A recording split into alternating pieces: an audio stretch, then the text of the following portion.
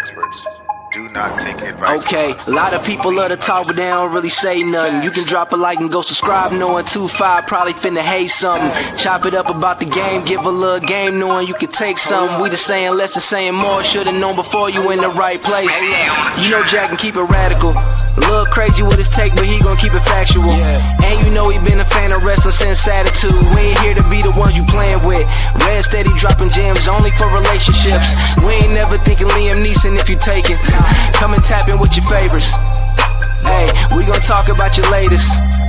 Yeah, come and tune into the station. Come and listen to this conversation. Like and subscribe, we going live. We gon' tell you what you need to hear in perfect moderation. Wait, it's like a game of chess. Remember we be saying more while they saying less. It's like a game of chess. Remember we be saying more while they saying less. It's like a game of chess. Remember we be saying more while they saying less. It's like a game of chess. Hey, hold up.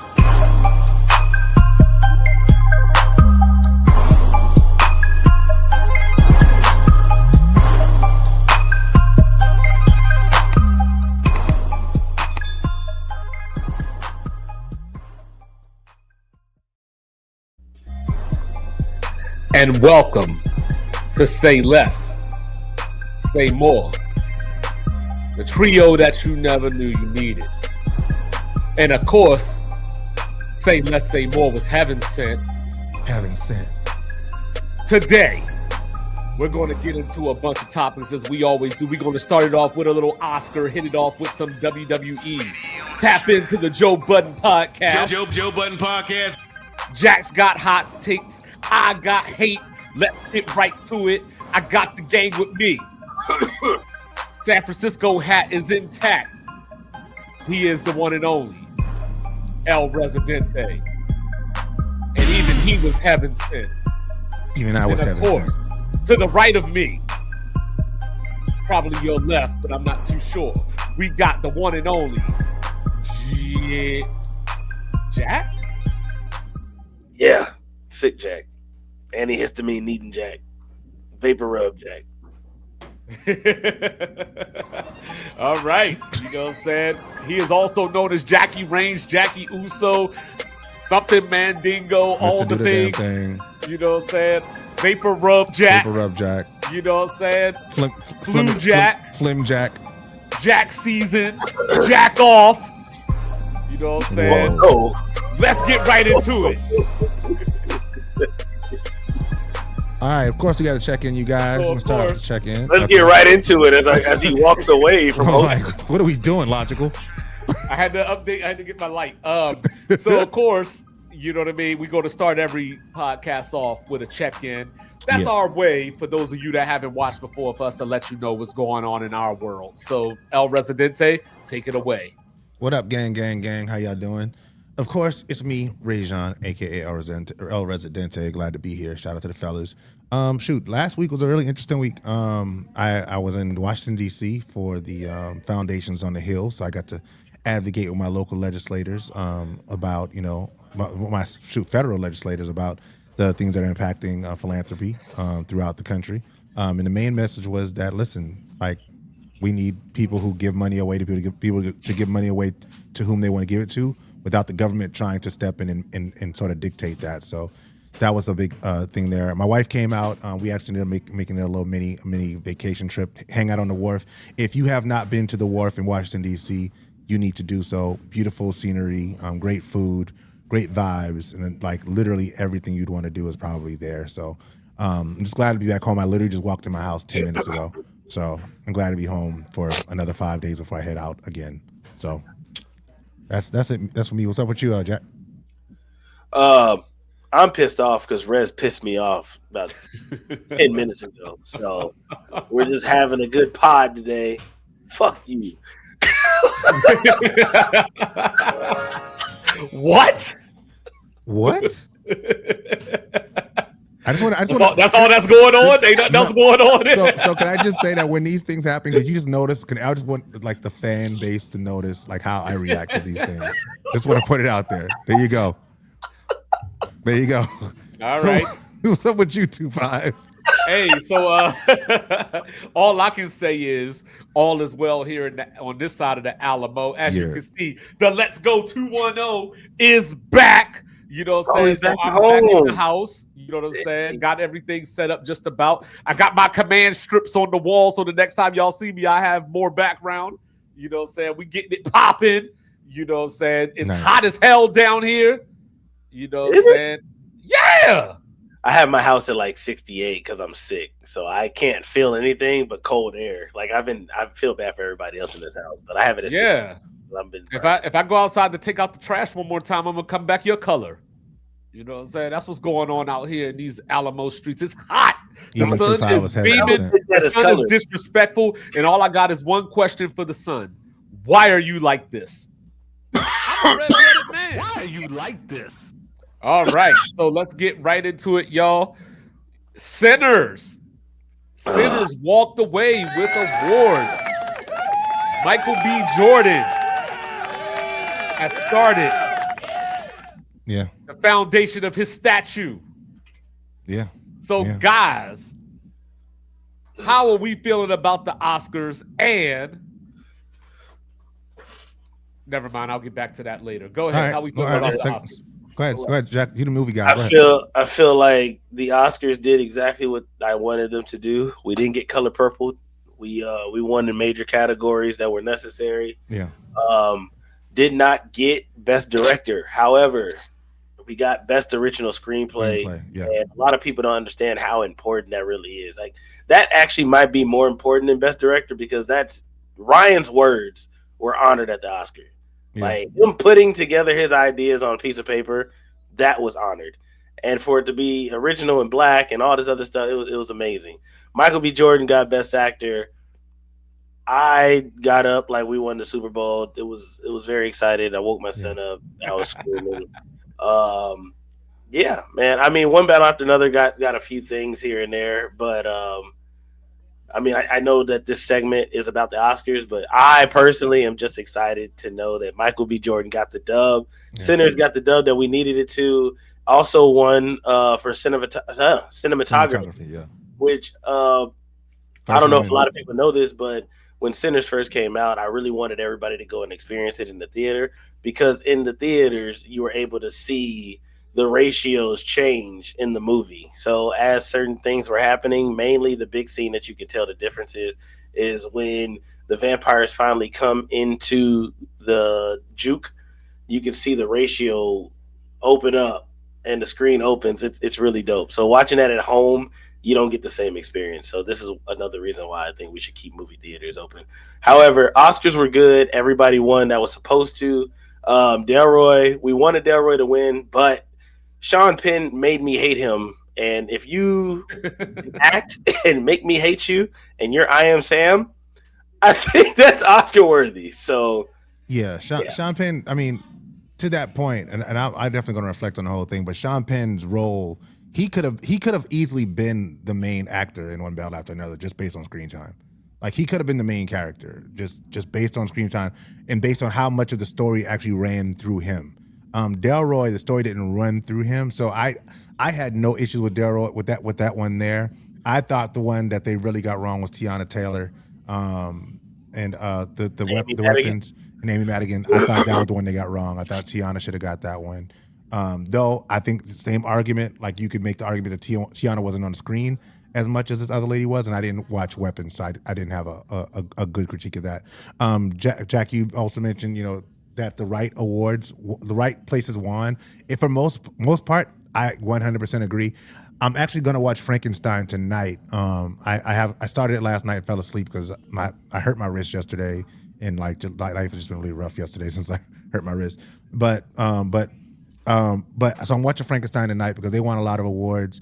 And the stuff that they won in costume design, stuff like that, like I was like, oh, this makes sense just based on the fact of what you understand that it took for them to make that movie. But Sinners won for best score. They won for cinematography. They won best screenplay. And then Michael B. Jordan took best actor. I think they nailed all of those. And for those who are upset that Preacher Boy didn't win for I Lied to You, I don't know where you've been for the last year, but Golden has been the biggest song in the world for the last In the year. world. It is this year's Let It Go. Like, if you just understand it from that standpoint, there is no song. It's this year's Defying Gravity. It's that song. People, you weren't walking into Target and hearing I Lied to You. I'm sorry. Which is crazy because I'm personally a soda pop guy myself. I like soda pop too, but You know what I Golden mean? was. I think soda pop's better than Golden. Honestly, that one, I think it even got the little dance. I think Which one is soda pop? Soda pop is better than Golden. It's the other song from K-pop Demon. See, I only know Golden. Oh, Yeah. see, that's a bigger testament. That's my point. Like, Yeah, see, you got older kids, you know what I'm saying? Yeah, So, like, but I have Tegan. But my Soda wife pop- says Tegan watches. Soda pop goes crazy at the middle school dance. So yeah, you know what I'm saying? But Soda pop apparently, kids are like, yeah, like, apparently Frankenstein is, hey, hey, you know what I'm saying? Apparently Frankenstein is the movie, but you know what I mean? Like, apparently that was the best movie of the year. So when you think about him having to sit there for 400 hours total for all the makeup that was done, and apparently, like, I haven't seen Frankenstein either, and I wanted to watch it, but I kept giving myself reasons not to. But Frankenstein, when you watch it, you see, like, yeah, this deserves. Yeah. From other people that I trust, other sources that care about these movies and stuff, they've all said, like, nah, Frankenstein deserved that award. Yeah. Yeah, nah. I thought they did. My question, okay, what did y'all think about what's my guy that was the host? Conan O'Brien. Conan O'Brien, how do you think he did? Not as good as he did last year because he didn't have Drake to make fun of. Ooh. I think for the material that he was given, it was cool. However, it did come off really, really corny. But I'm also comparing him to Nikki Glazer when she hosted the Golden Globes, and it's like night and day. But also, Nikki Glazer is a better comedian than Conan O'Brien. He definitely wasn't as good as Chris Rock when he did it. Yeah, she's one of the few female comedians I find to be funny. Yeah. You know what I'm saying? But I gotta put you on some of my female comedians. You might have to, because generally when I see them, it's all the same type of jokes. Oh, like, yeah. It's just it's just not funny. Yeah, she like, knows how to do raunchy and actually make it funny, and not just not just there. Yeah, you know what I mean. But yeah, apparently Frankenstein's the place to be. One battle after another did really well. Did really well. They got You know what I 6? mean? Did they get 6? I can't remember. It did win though. Oh wait, here we go. All right, so we got 1, 2, 3, 4. I think they got one more that I'm not seeing. So maybe it might have. It was either 5 or 6. They took the big ones because they took Best Picture. They took I see right here is Best Picture, Best Director, Best Supporting Actor, Best Adapted Screenplay. Yeah, that's 4. Maybe that was it. Maybe that's all they got. Yeah, they got 4 too then. Okay. And then Frankenstein also got 4. Yeah, Frankenstein was a sleeper. Frankenstein was a guy that you did not expect, and he was just like, I didn't see Frankenstein coming. Yeah, like if this was March Madness, Frankenstein would have been the Cinderella pulling the 14-3 upset. Yeah. But guys, so what I wanted to hold back, because I said I was going to come back to this, I was going to ask a question because I'm not the movie guy. You know what I mean? Exactly. And we were having a conversation about the Grammys earlier. Yeah. So one, is the Oscars that same level as far as not recognizing certain people the way that we said the Grammys don't? And for a long time, yes. I'd say they definitely went through they've gotten better at it. Super whiteness as somebody else did, but I mean, it's an American thing. We started off with super whiteness, and slowly but surely they had to wake up and realize, like, oh yeah, we do have to give Black people credit. So I think it was twofold. Like, Jack, I think it was twofold. I'm pretty sure you may agree or disagree. Like, remember there was the Oscar So White thing a few years ago, where like no Black actors or filmmakers weren't winning anything at all, and I think the Oscars like saw that and recognized, okay, we got to do a better job of acknowledging contributions of non-white people in this country more. But I also think that the movie making has gotten a lot better. Like if Sinners isn't Sinners, it still doesn't get nominated. Like they're not going to start just nominating Tyler Perry movies because they want to get a Black person in there. Like Sinners. Well, that's the other thing about the nominations. So it used to be like January, February was typically Oscar time. January, February was typically when you got the boring ass movies that nobody was going to the theater to watch, but we all knew, oh, this is Oscar bait. Like this is going to be the Oscar film. Yeah. So like the Smashing Machine. Yeah, perfect example. So what people don't realize is the Oscars also has opened up a lot. So Sinners being nominated is not just a thing for Black people. Sinners being nominated is also a really Sinners and Frankenstein. Let me add Frankenstein too. Sinners and Frankenstein being nominated is a very big deal because horror films have never been looked at in that area where the Oscars will recognize it. Horror and comedy, they tend to just get thrown to the side. Like, nah, these aren't prestigious films. You can't have a prestigious film in horror. Mm-hmm. And comedy, it's just kind of like, okay, whatever, we're just a throwaway film. But, you know, seeing them actually win and get this kind of recognition is a very big deal. So, and then the second question is, how exactly do you win the award for best film editing? So, best film editing comes down to cutting. So, for instance, you know, if you see a scene, so have you ever watched like one movie and then seen like the director's cut? Yes. Okay, so that's kind of like how you base it. So sometimes you have a director's cut where it's like, let me add 15 more minutes to this film.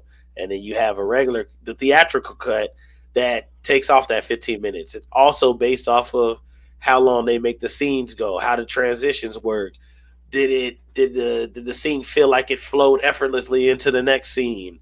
That's like really where editing goes into it. You know, it's kind of even like how we do a podcast. You know what I mean? Like I edit and hopefully the conversation goes the way it's supposed to. It feels linear. It doesn't feel like, oh, that was a weird jump. Like they just skipped from here to there. Right. So that's typically how that works. Now, you asked about that, but they did the best original casting, or maybe it's just a best casting. I can't find it right now for whatever. But either way, they open up a new category for casting. That has actually drawn a lot of beef with a lot of movie nerds because it's like, are you basing it off of the cast or are you basing it off of the how the cast acted, or are you basing it off of star power? Yeah, or how does the cast relate to the actual story? Like how do they sort of pull off telling the story? Like I think you're absolutely right, Jack. Like what is that delineate? Like what delineate? Like they had the one that was about, which it's a movie I want to see, which was about the dictator in Brazil that was starring a man that played Pablo Escobar. Yeah, in Narcos. Like I want to see that because they were talking about what it took for them to put together that cast and sort of the things they were looking for in it. So Jack, I think you're absolutely right. I'm interested in knowing sort of what the thinking was on that too. Yeah. So, you know, I agree with Jack. There's something about these Michael Jordans. It's something about these Michael Jordans in the number 6. You know what I'm saying? Like, okay. You know what I mean? Like, hey, you know what I'm saying? Okay. It's Michael Jordan's in the number 6. Like 2 times 3 is 6. You know what I mean? So more impressive, Michael Jordan 6 or Michael B. Jordan 6, and a big pause on that.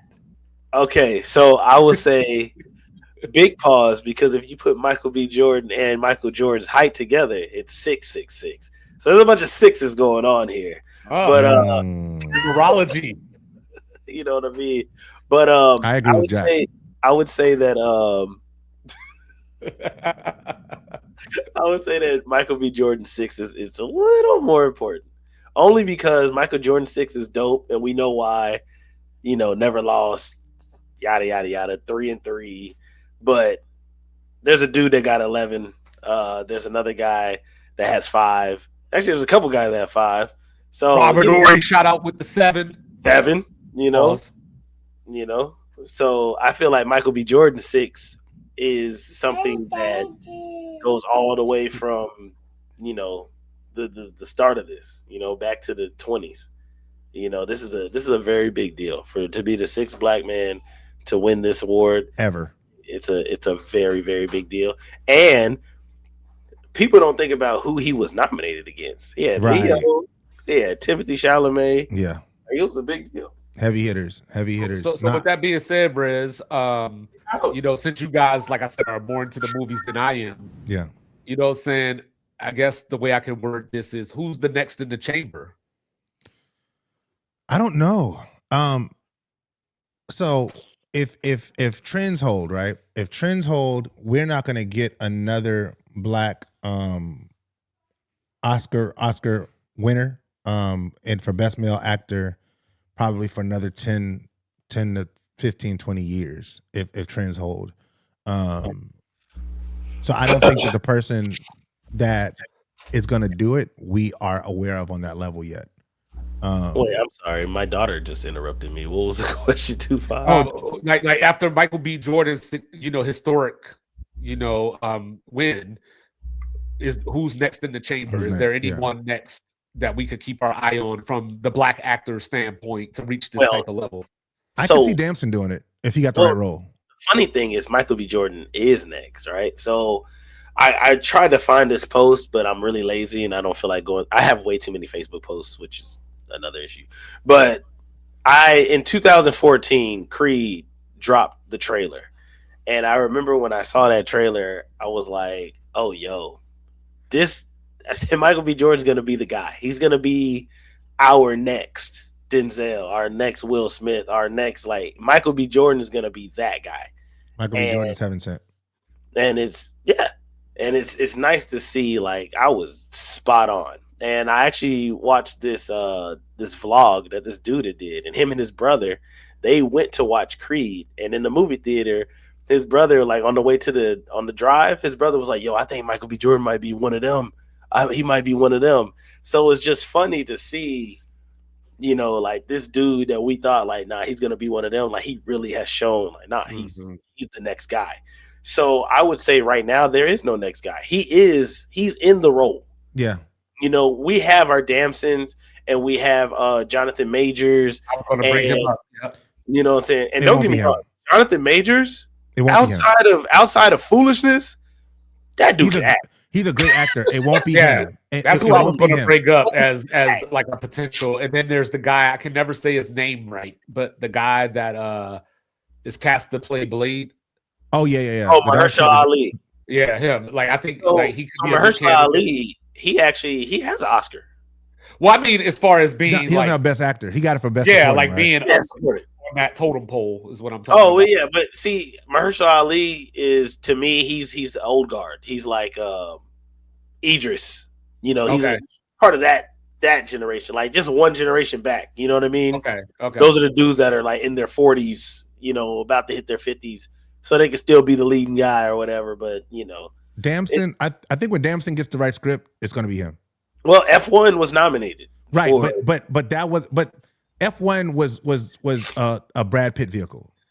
It was, but Damson did a great job. Yeah, and I honestly have a really big issue with people because there's a lot of people on YouTube. I'm not going to shout them out, but there's some humans on YouTube that are trying to trash F1, like, oh, it's an Apple film, and if you watch the film, it feels like an Apple film. I don't know what the hell that means. Apple won best sound. It won best sound. Apple has the best series out right now. Like every Apple show doesn't need a bunch of commercials and advertising. Apple has a stamp. You know what I mean? Apple streaming the whole service. They don't compete with Netflix and HBO and everybody else. Nope. They know what they are. Yep. So if you're really being honest, Apple is Lamborghini. We sell and we don't have to ask people to come by. So being disrespectful, talking about some F1 looks like an Apple film. I don't know what that diss you thought it was, but that ain't it. That ain't a diss. Will Smith did an Apple movie on slavery. Yeah, F1's on my list. You know what I'm saying? And he did act a little bizarre in that movie. You know what I'm saying? But guys, I've been warning people for months. I've been talking to them. The madness is here. March Madness has shown its face on our TV screens. And I know that Cinderella hasn't necessarily showed up in that way. You know, so with the NIL, it's going to be a little tougher. You know, we're only 2 years in of this being this way. But shout out to High Point. You know, they took Arkansas down to the wire last night, almost got to the Sweet 16. You know, we did get a double-digit seed in the Sweet 16. The only problem is it's Texas. You know, so we'll see what else happens today and what March Madness has for us. But guys, have you all been watching? Have you seen any moments? Anything stand out to you? 2-5, real quick. We're gonna pause right here. Your internet is terrible right What's now. happening? Like, Yeah, like, you mad glitchy. like, I don't know if you need to restart. I'm plugged right in though. I'm plugged directly in. Yeah, I don't know if you need to restart your router or what. Yeah, but restart. We Yeah. can't do the show like this. Yeah, you look like you in Roblox land.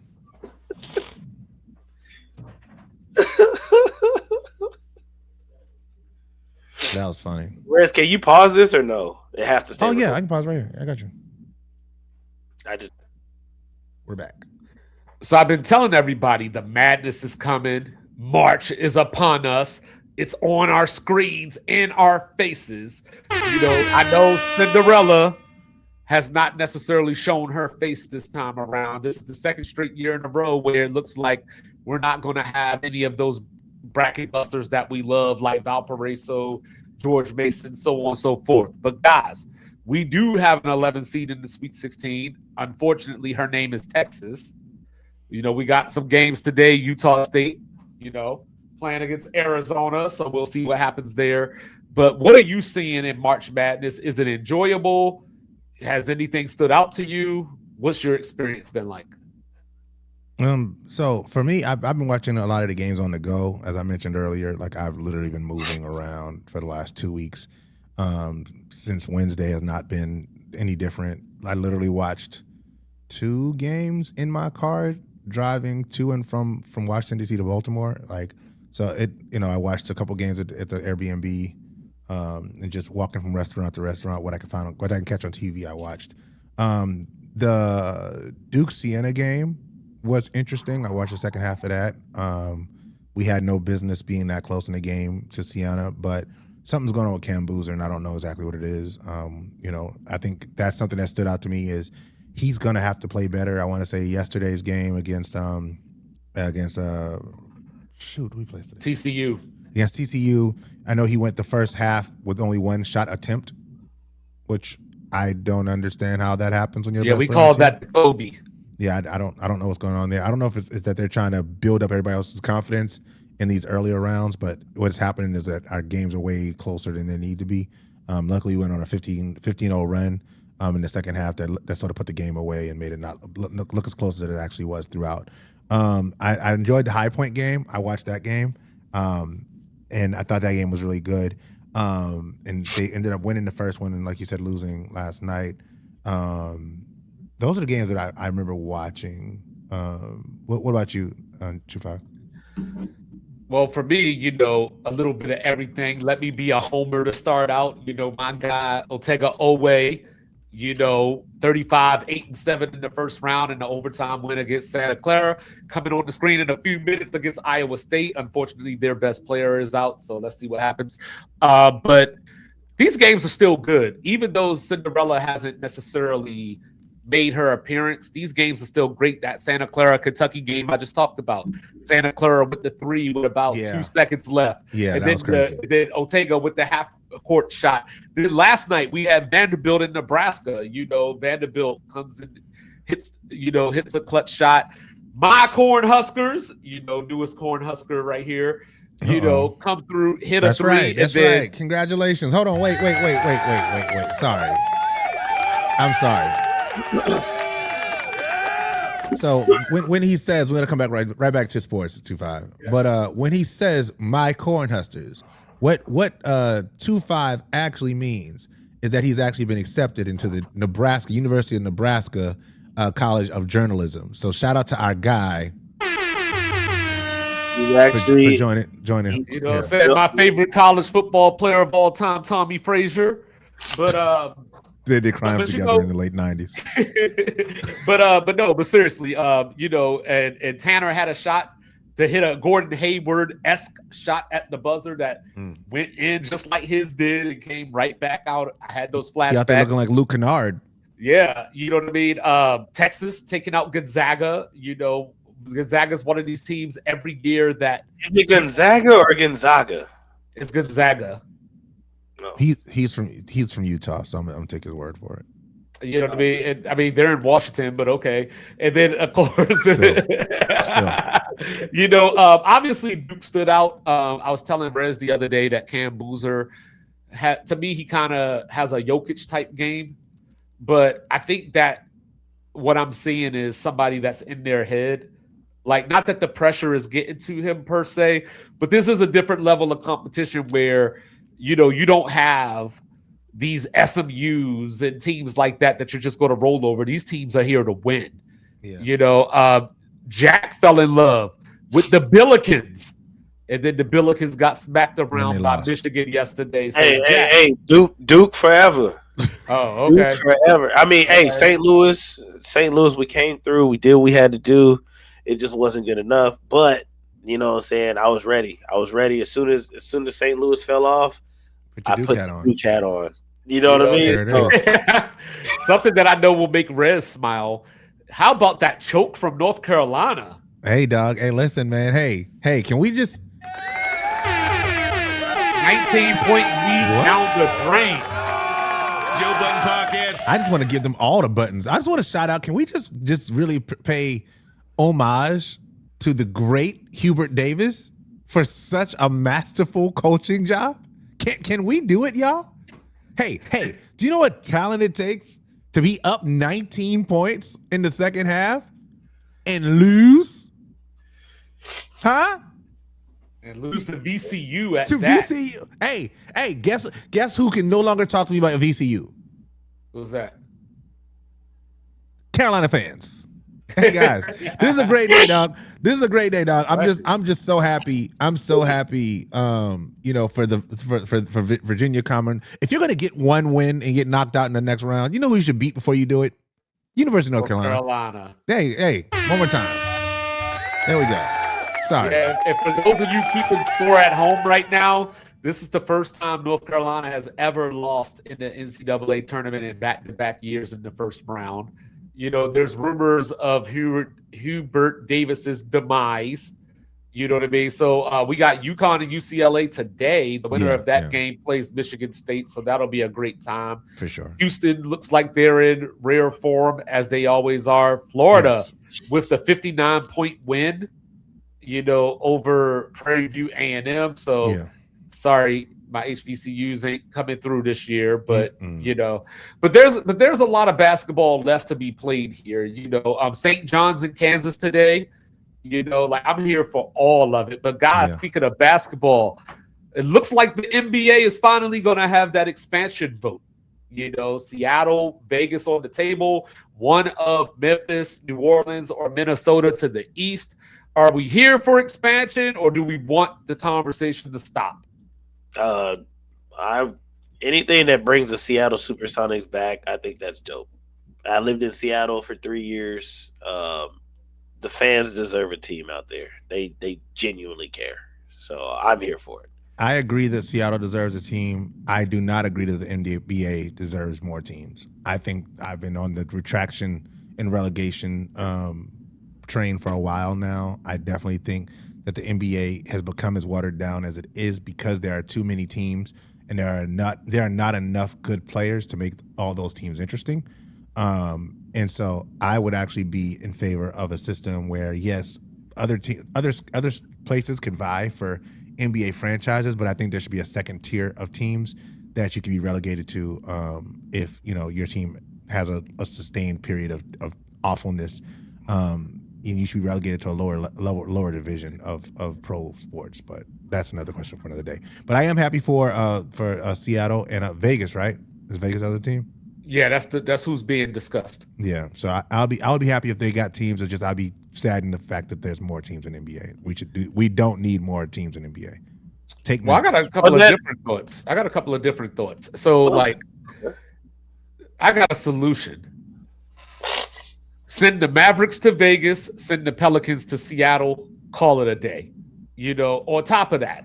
Okay. Wait, why get rid of Dallas? Because they got those Vegas owners that want to be in Vegas anyway. It's true. You know, they were trying to I was going to say politic. I guess I'll stick with that. They were trying to politic with Governor Abbott, our esteemed governor here in the great state of Texas, to get gambling legal here.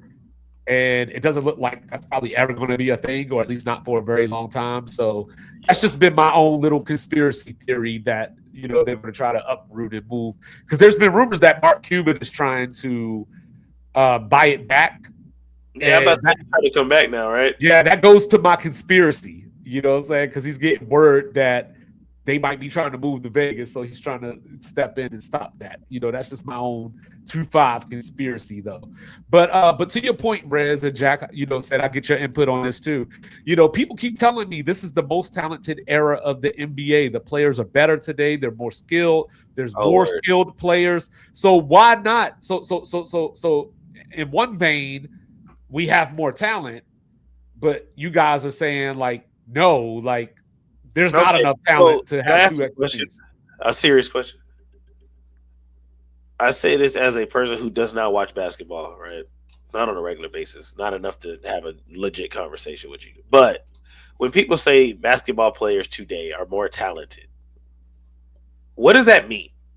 That means they jump higher, run faster, all the athletic better things. ball handling skills, like the actual specific skills to play basketball. They do it at a higher level on average than the previous iterations. Okay, I just wanted to make sure that's what that meant because yes. Okay.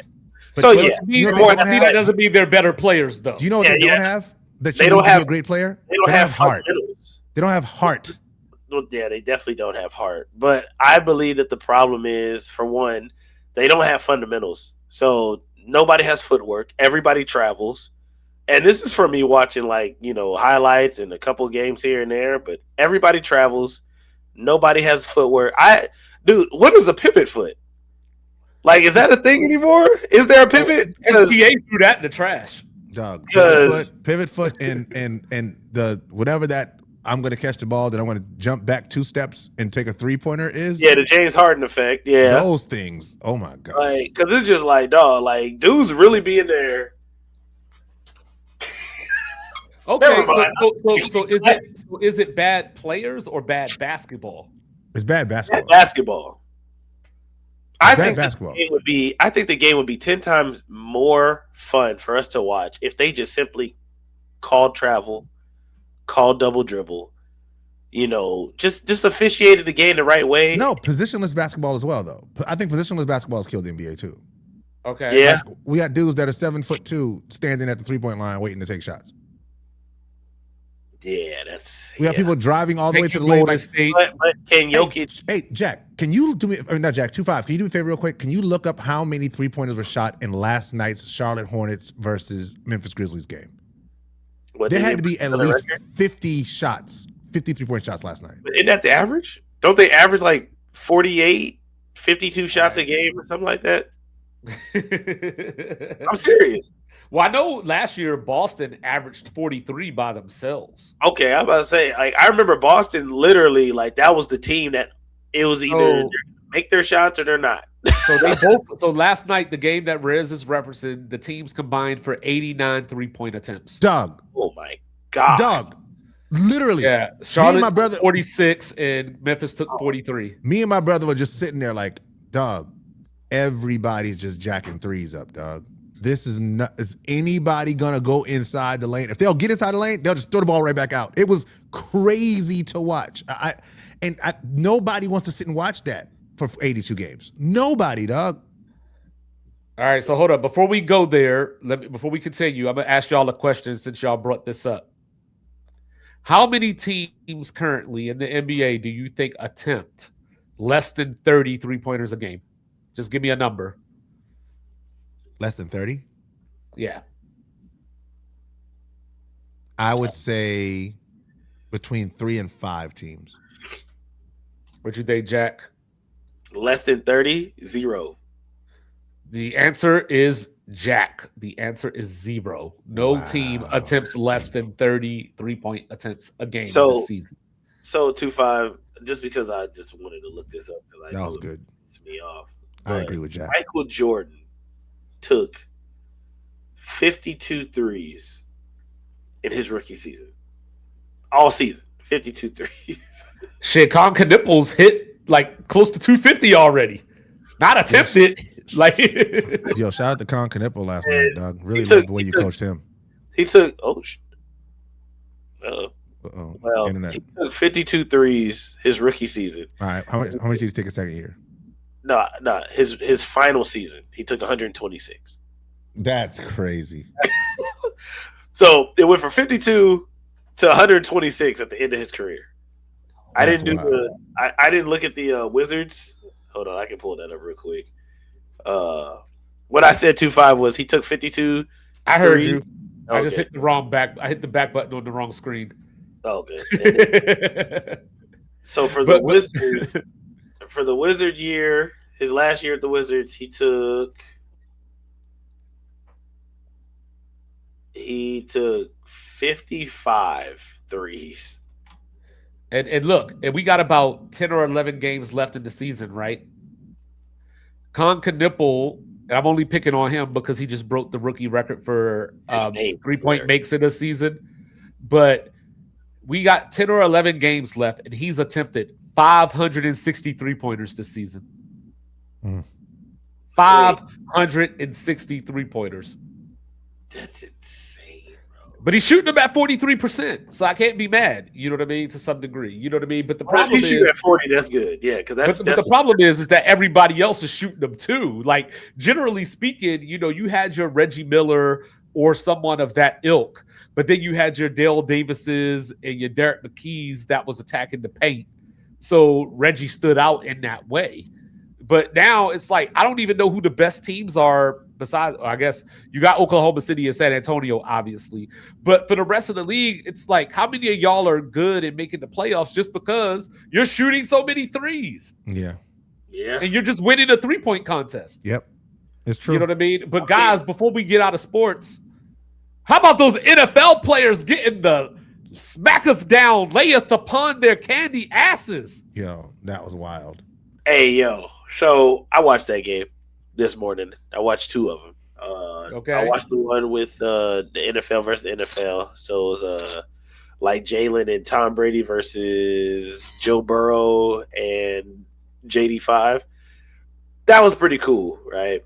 Jalen, we got to talk. But then I watched the actual flag football guys versus the NFL. Hey, it makes sense why they lost. I also like that they were able to showcase this so people can't make the argument like, why aren't the NFL players in the Olympics? Like, I'm glad they showed the difference in rules. Saquon is so used to, if I can't get around you, I'm going to go through you. Through you, yeah. Every single move that he did was like, oops, but like, That's hilarious. So, I thought it was pretty funny. I also thought it was really dope that people got to see the difference in athleticism, because just because you're good at football doesn't mean you're good at flag football. Right. So, you know, flag Different football, you could tear ACL trying to do a dip. And, you know, flag football is really about being a ballerina. Yeah. Like JD5, he's probably the best version of all the NFL players that were out. Jaden Daniels, he was cold. He was the only one that really looked like he should be on that flag football team, because he was actually in there moving his hips, doing the dips. Like, JD5 looked good. Yeah, so. Doucette tried to tell y'all he was better than Patrick Mahomes. Yo, my homeboy Michael Better. Shout out to Michael Better. He played on Team USA, USA's flag football team for like the last 6 or 7 years. And I think he had an injury now, so he won't be on the national team this year. But he's been saying for years, he's like, listen, y'all think these NFL guys can just come in here and do what we do, and they can't.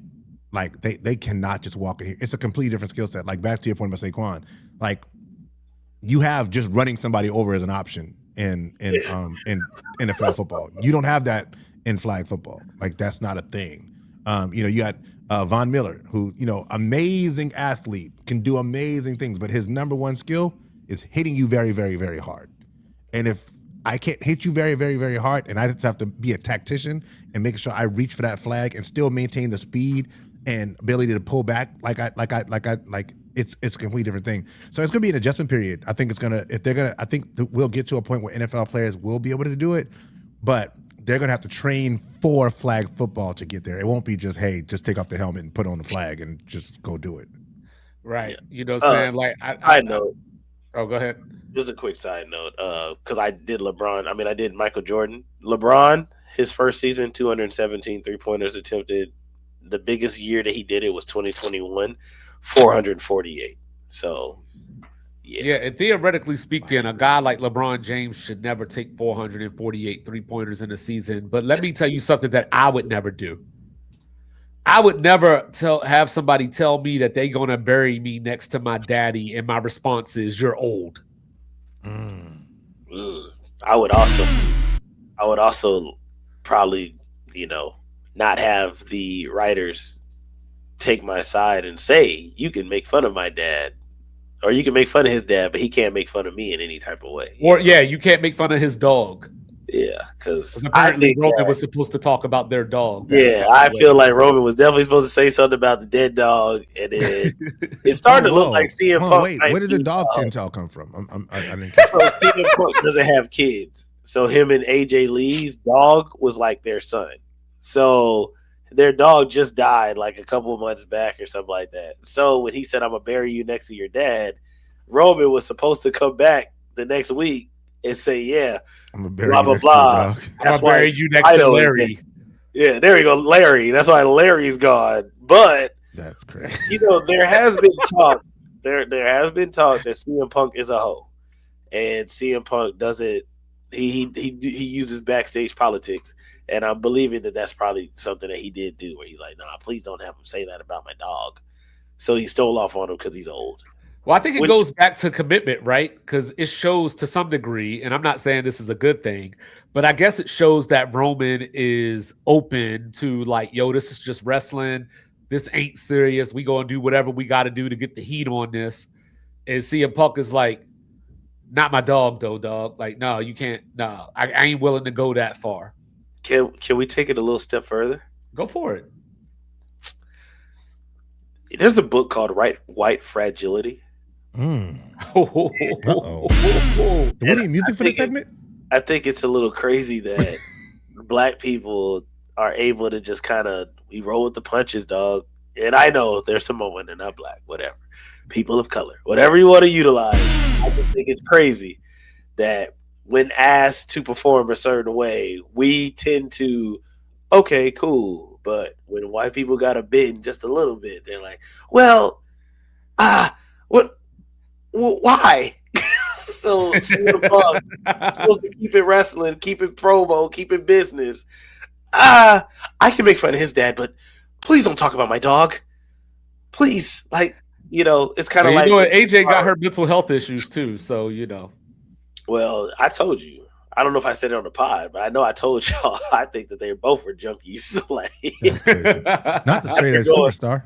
After going in there and seeing them in real life, you don't get those eyes by being a normal person. Let me tell you something, dog. Those are junky eyes. Those are so Riz, where are you on this CM Punk Roman Reigns feud? Because I feel like 2 weeks ago I was here for it, and now I just want it to be over with. I feel like it's gonna be I feel like there's definitely blows being given that we're not, quote unquote, in the script. I think that there seems to be a true. I'll expand it. When I hear people talk about Roman in interviews, they make it seem like Roman has his own, remember in The Last Dance when Michael Jordan had his own locker room? Yeah. And the other team, it feels like that is what's going on with Roman. And when I heard Cody Rhodes talk about the fact that when they did Street Fighter, he's like, yeah, I saw him on set once, but we didn't really interact at all. He's like, we only talked because he needed somebody to show him where his trailer was or something like that. It was like, it's that kind of thing. And I think that now that Roman is coming back, when people do have this, I think the critique of he's a part-timer or whatever, despite the fact that Roman is like, hey, dude, for 10 years, I was everywhere doing everything, and nobody had a problem with me missing my family, growing up, missing my kids and all this. And him saying, no, I'm Like I love him being boisterous about the fact that like, no, I want to raise my kids. I want them to know that their dad not only was a great professional, but he's a great father as well. Like I like that. I think there's some stuff. There. My kids know I'm there. Yeah. I think there's some conversations. I even heard Seth Rollins in an interview recently talking about how much travel wrestlers have to do and how people don't really understand or respect the amount of sacrifice the wrestlers have to make from their families. And I love that being sort of brought to the forefront. But just as it pertains to the fight, I think that there's some underlying issues between Roman and CM Punk that are showing themselves, just like how I feel like well, you know, Seth and CM Punk don't like each other, and right. Roman and Seth are friends in real life. They're real life friends. Yeah, I think that there's definitely a thing there. Yeah, bro, I know about you. Yeah. I think that they view. That's like you call him a liar. I think share my screen real quick. I want the good people to see this. I think they view CM Punk the way people view this is what CM Punk and AJ Lee have. All right. If you look right here, it says meth eyes. These are the eyes that carry Roman's bullshit all the way to. Can you hold 1 second, Jack? Can you hold 1 second, Jack, please? The thoughts of Xavier Jackson, aka Radical Jack, just hold 1 second, please. Are not necessarily the views of Ray John Lewis or Mike Wilson. Please do not confuse the two. We are not the same. We are very different. Thank you. There you go, my guy. Tee back up. Go ahead. Go ahead, Jack. Go ahead, Jackie Reigns. No, that was it. Meth eyes is crazy. I just want everybody to see. Well, CM Punk the first time around, by all accounts, was a jackass. I don't know if that means that he was doing the backstage stuff or if he was just a douche overall, but a lot of people legit don't like him. I mean, he left AEW because he got into a fight, with other wrestlers and everything at a pay-per-view. Yeah. So real quick for those of you out there, because I watch more than WWE. Yes, you do. But Jungle Jack Perry, son of Luke Perry, is a wrestler in AEW. And new champion. Luke Perry. Yeah, from 90210. He just won a championship, right? Yeah, his son. I believe so. Yeah. Oh, yeah. He just won the international title from Ricochet. Yeah. Uh-huh. So anyway, he there was a match where it was a hardcore match, and CM Punk was kind of like the locker room leader, and he didn't want them to use real glass, because of how dangerous it was. So Jack Perry got slammed onto a windshield, and then he goes, "Look, real glass," or whatever, into the camera. But none of us at home knew what that meant. Like, he just did that. Well, allegedly, after the match, he went backstage and CM Punk jacked him up, and they became like his crew, like Jack Perry's crew and CM Punk's supporters. They got into this brawl that a bunch of people got suspended from, and that was CM Punk's last time on AEW. Oh, wow. But and he was just supposed to have a title feud with MJF too. It was like a whole big thing. But anyway, MJF has one of the weirdest faces I've ever seen. Like, just. Well, you know what they say, 4 letters, 1 word. So then after we was watching this.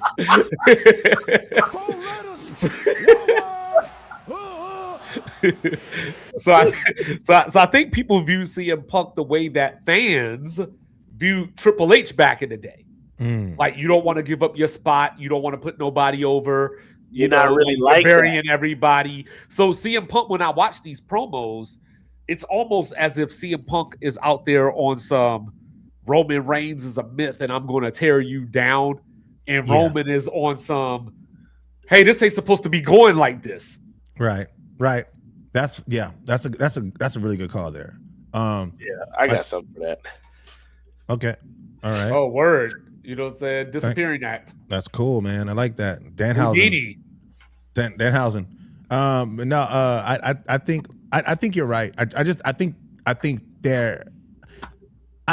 this is the part where like the knowing that wrestling is scripted sort of works against me, because I'm really would like to be a flyer on the wall where the real conversations are happening. Well, that's the thing though, because we know it's scripted, but it like people assume that it's like quote unquote fake, and it's like, nah, these dudes really don't be liking each other. Yeah, for real. no. Yeah, these people. You like, know, it's like I don't think Rhea and Jade like each other at all. no, it's just like the Seth and CM Punk thing. Yeah, like they don't like each other at all. I don't know if you were watching at that point yet but when Seth and CM Punk were going at it, like dog, you could tell that Seth, like when CM Punk won the championship, and Seth was like, "Yeah, I'm pulling up." Like, yeah, that's not something they're writing to this girl. Like, he's an asshole. He's like, "Yeah, nah, I don't like this dude." So I'm gonna step on if I anything am he hurt, does. I'm gonna step on everything he does, which is why I mean, also CM Punk doesn't have one of these. Oh, okay. I see what you're doing. Okay. CM Punk doesn't have one of those. You know what I mean? Wait. That's the cover though. That's the cover. Yeah. Open that bad boy up. Don't give us the cover, dog. If you gonna, I'm gonna pre-pause. If you gonna pull it out, pull it out. Yeah, whip it out. Don't. Yeah. There you go. He don't got one of those. There you go. CM Punk ain't got one of these. Dog. Show him what time it is. He also doesn't have an island of relevancy. Look at that. Oh man. There we go. We got to put the Roman Reigns thing in here too. We don't got that. But yeah, but yeah, go ahead. I had a segue. I forgot it now though. I was trying to segue into something. I can't remember what it is now. I had a really good one too. Well, I was going to segue because you brought up Jade, and you know Jade has a new group of baddies. You know, back in AEW, it was Red Velvet and Layla Gray. Now it's B Fab and Mishan. Or whatever. Yeah. The one who walks around with the Kendu stick for some reason. Yes. But why? Because she's Asian. No, it's so weird. Why is that a thing? Like, why is this her group? Like, they're flunkies to the highest degree. Apparently, they were besties at one point in time. So her and B Fab have always been cool. And then, okay, I'm trying to make this make sense. And it really doesn't when you think about, like, everything she's done leading up to now has not screamed out or even suggested, I got some homies on the side. You know what I mean? No, nothing that she has done has said screamed like, oh, dip, hey, y'all, watch out for the homies come. Yeah, like, but in real life or even on wrestling, I guess her and B-Fab have had, like, moments of, like, we're best friends, you know? But, yeah, this came out of left field. And I hope that it's not lazily done, but I feel like this is the Rio reunited. So it's like Fab and them are here. Guess who's coming? Io Sky. And I feel like she doesn't even do this anymore. No, she does. It's just she doesn't have matches per se. She just kind of pulls up. Oh, yo, speaking of, when I went to Raw, Io came out and got dusted, like, immediately. Got thrown into a chair. Thrown into a table. Thrown across the table, yeah. It was gone, like, dog. Was it a dark match or was it a Nah, it was a real match. Oh, she wow, came out and she came to run in and help and got tossed. I mean, like, I don't even think she got, like, a good hit in. She just came crazy. in, got out the ring, thrown over the table, and it was just like, no, damn. You know what she got? She got tossed like jazz. That's what she got. Like, I heard on my TV screen, she went, ah! That's what that really happened. Yeah, it was bad. You know, but also on top of that, you know, I don't know the last time Io has actually really had a match. Like, you know, like she's the forgotten lesbian, you know, but I have to see like Liv and Raquel every week, and you know, it just doesn't make a lot of sense. I mean, Liv makes sense. I will also give you some love. I saw Raquel in real life, and I see what you see. That's not what you saw. But this is my question, though. Like, at what point with somebody, and this wasn't a part of our rundown, but at what point do you take somebody like Raquel seriously? You know what I mean? Like, every time we see her, she's losing to Stephanie Vaquer. You know what I mean? Then Liv is screwing her out of her title, but she's still cool with her. Like, at some point, it's like, she should be champion, and we don't care anymore. Well, the story is going to be Liv beats Stephanie Vaquer, and then, of course, Raquel's going to beat Liv. Big Mommy Cool, as they call her? Yeah, no, Big Sexy. That's her new name. And, I mean, hey, And the audience dudes, hey, get a big sexy. And I see the Bella Twins got a tag team title match on SmackDown. So they'll be winning the title at WrestleMania. We already know that because they keep alluding to it's the one title that they've never had, and they're the greatest. How ironic is it that they keep making Nikki follow all the John Cena stories?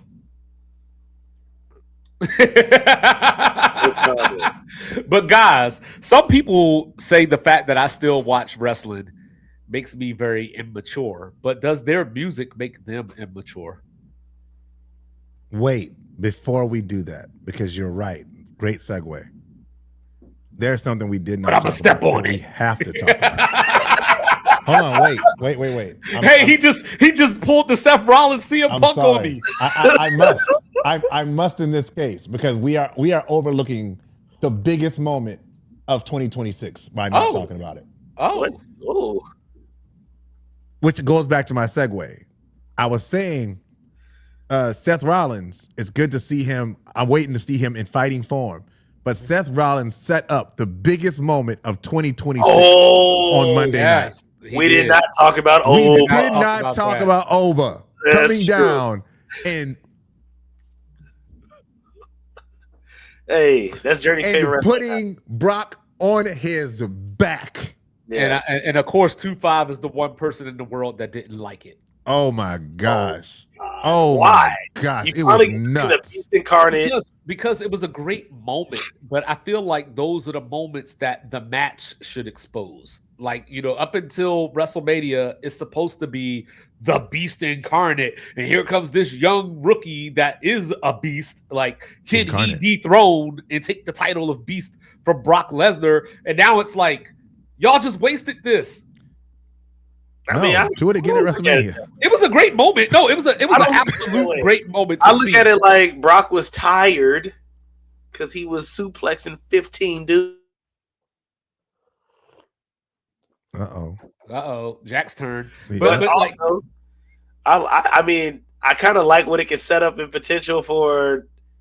What if Seth decides like, okay, cool. Like after he beats Brock at WrestleMania, what if Seth's like, you know what, Oba? Let's beat up the Vision real quick. Like it's just like there's a lot of story. Stop putting Oba on Bronson Reed, Braun Breaker. Yeah, like I think he the big dog. Yeah, until you come to Oba. Like I like the moment from a visual standpoint and what it represented.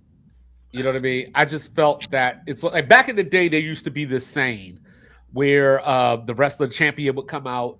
He'd do the fake thing like he's going to jump in the ring and fight somebody. And then he'll jump back down and be like, "I'm not giving that away on TV." Just like Jade did. Yeah, that's the way I looked at this moment. But the problem is that Netflix and these PLEs are kind of the same level. Like there is no pay-per-view. Correct. So maybe that doesn't apply in this situation. But I just looked at it from the standpoint of what if we never saw that? We never saw them put hands on each other.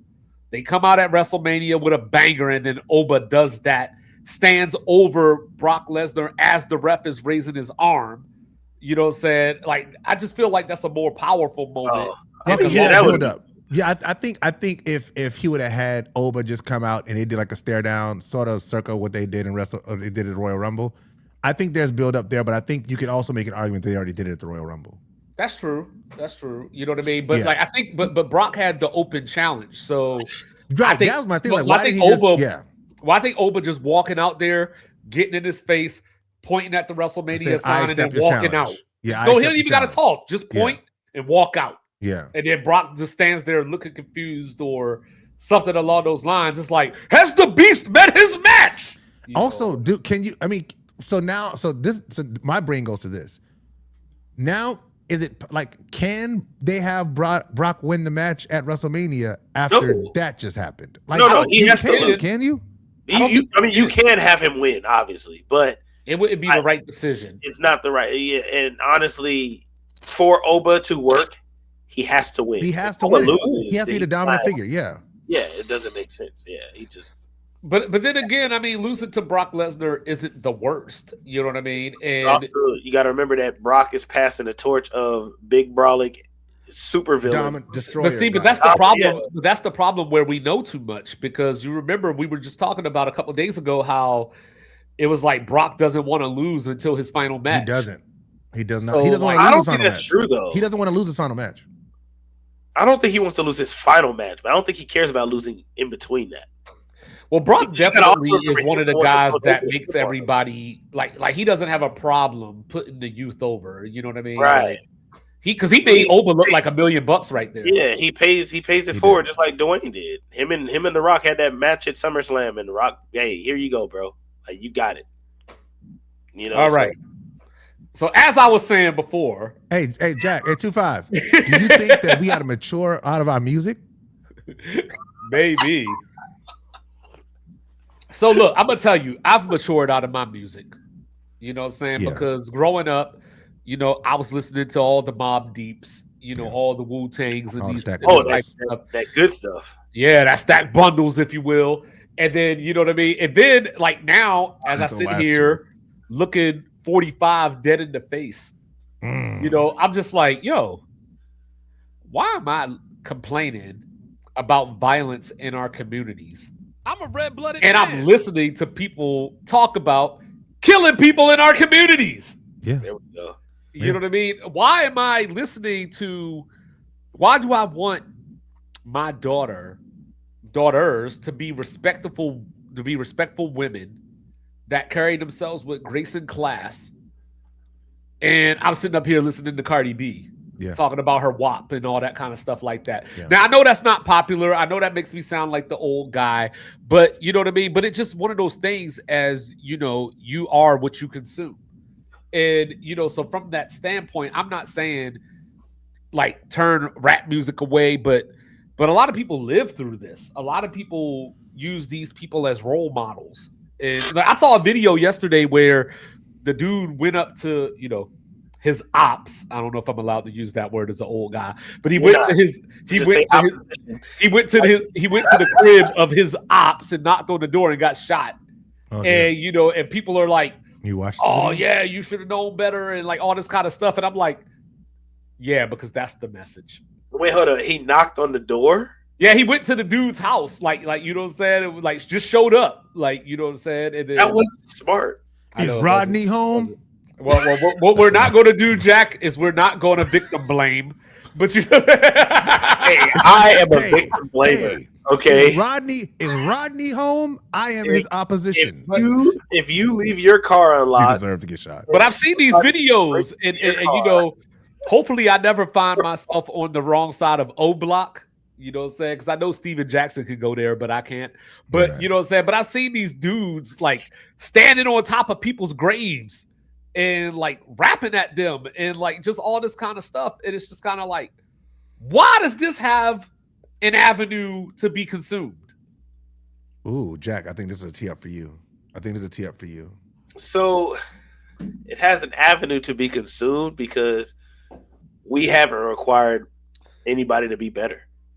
We've accepted the bare minimum, and we've also accepted the downward spiral that we've been going on in this thing we call hip hop.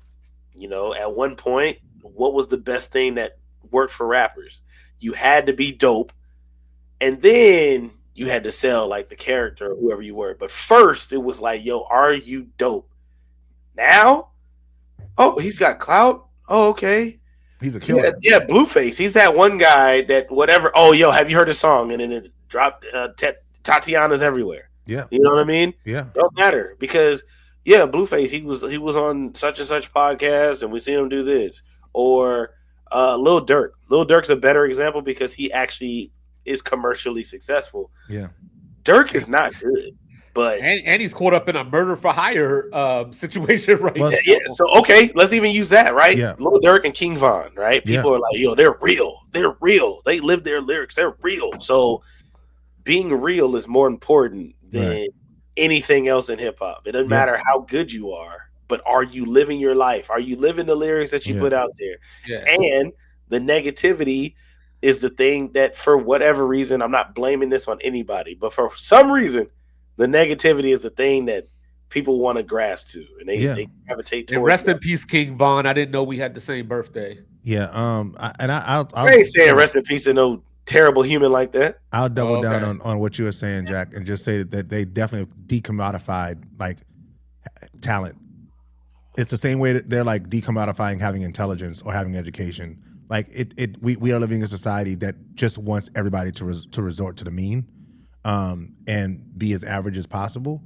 And so we create avenues where like being super like having talent is not a requirement to being in the rap industry anymore. No, not at all. There was a time like even to be in the music industry in general, like the goal was to be an artist that was around for 20, 30, 40 years. Nobody wants to do that anymore. And the labels are not looking at artists in that way. The labels want to bring somebody in who has a following on Instagram, that already has a song that they don't have to put any money into producing or making. They're going to take that one song, they're going to promote the nothing out of it, and then they're going to throw that artist away and find the next person on TikTok. It makes it's a lot cheaper to do. You don't end up getting in these long-term things where you have to, think about Motown. Motown was paying, signed Stevie Wonder and he was like 9 years old, and they kept him until he was 50 something. I think he's still on Motown to this day, to be honest with you. But their scope was long-term. It wasn't, hey, you're going to make a hit in the next 3 months or we're going to get you out of here. It was, no, this is going to be an artist that's going to grow up with us, going to stay with us. We're going to know their kids. We're going to know, we're going to sign their kids when their kids start making music. Like that was actually wanted to be artists. Yeah. Now, like nobody wants to be an artist. They want to be famous. Even and we could take it off of like everybody who does this sucks. Lil Dicky is a great rapper. Yes, amazing rapper. Amazing lyricist. However, rap is just his stepping it's his side gig. His comedy. He really wants to be a comedian. It's a side gig. And it's sad because he's so good. He is so good. But he's not happy belated birthday to Lil Dicky too. Shout out to Dave. And when Dave season 3 comes out, I'm watching. I just am. But like but to your point, Jack, but like that guy there in the 1990s he would have been a rapper. So hold on. Let's get back on track here for a quick second. How does that relate to the topic? Sorry, maturity. Good job. So no, I'll defer to you, Jack. Please go. That's fine.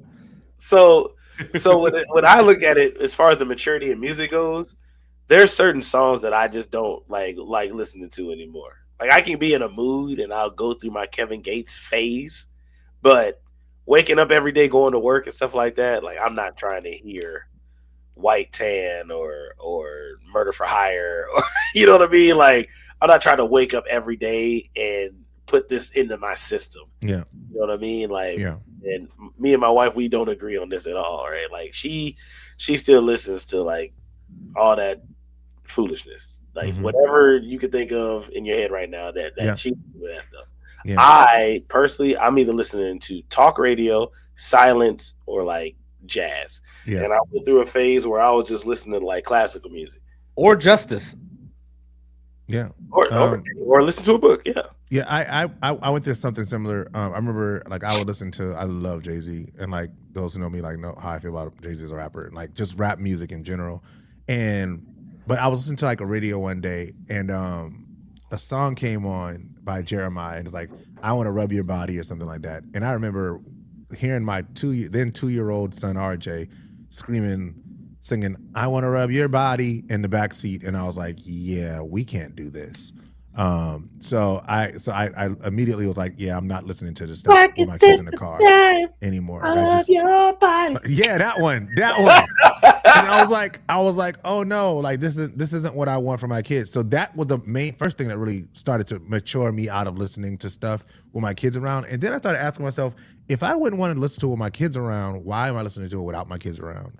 Kind of thing, like just consistency. So like you said, Jack, like sometimes I do get in the mood, like if I'm working out and I'm listening to music, because most of the times I am listening to podcasts, but I do have a playlist that has my full breadth of music in it. But I don't listen to a whole lot of like that stuff, man, just because, like to your point for earlier 2-5, like there are things I just don't approve of that just like just go against what I value as a man.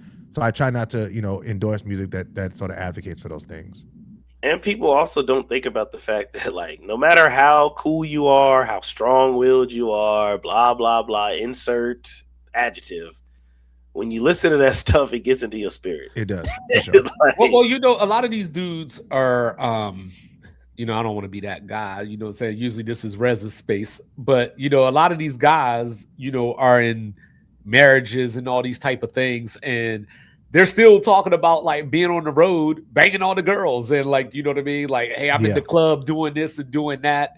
And you know what I mean? And like, when I was younger, you kind of look at that like, oh, he be cleaning up, or like, you know what I'm saying? Like, yo, he be getting it done. Like now I'm just kind of like, how does your wife feel listening to you talk like this? Right. like granted, you have know one. what I'm saying? Yeah, because granted, I'm sure there's still some truth to it because you snitching on yourself. It ain't me. But you know what I mean? But at the same time, it's just kind of like, I don't know, like, because I remember one day, I remember one day I was listening to Montel Jordan, Let's Get It On Tonight.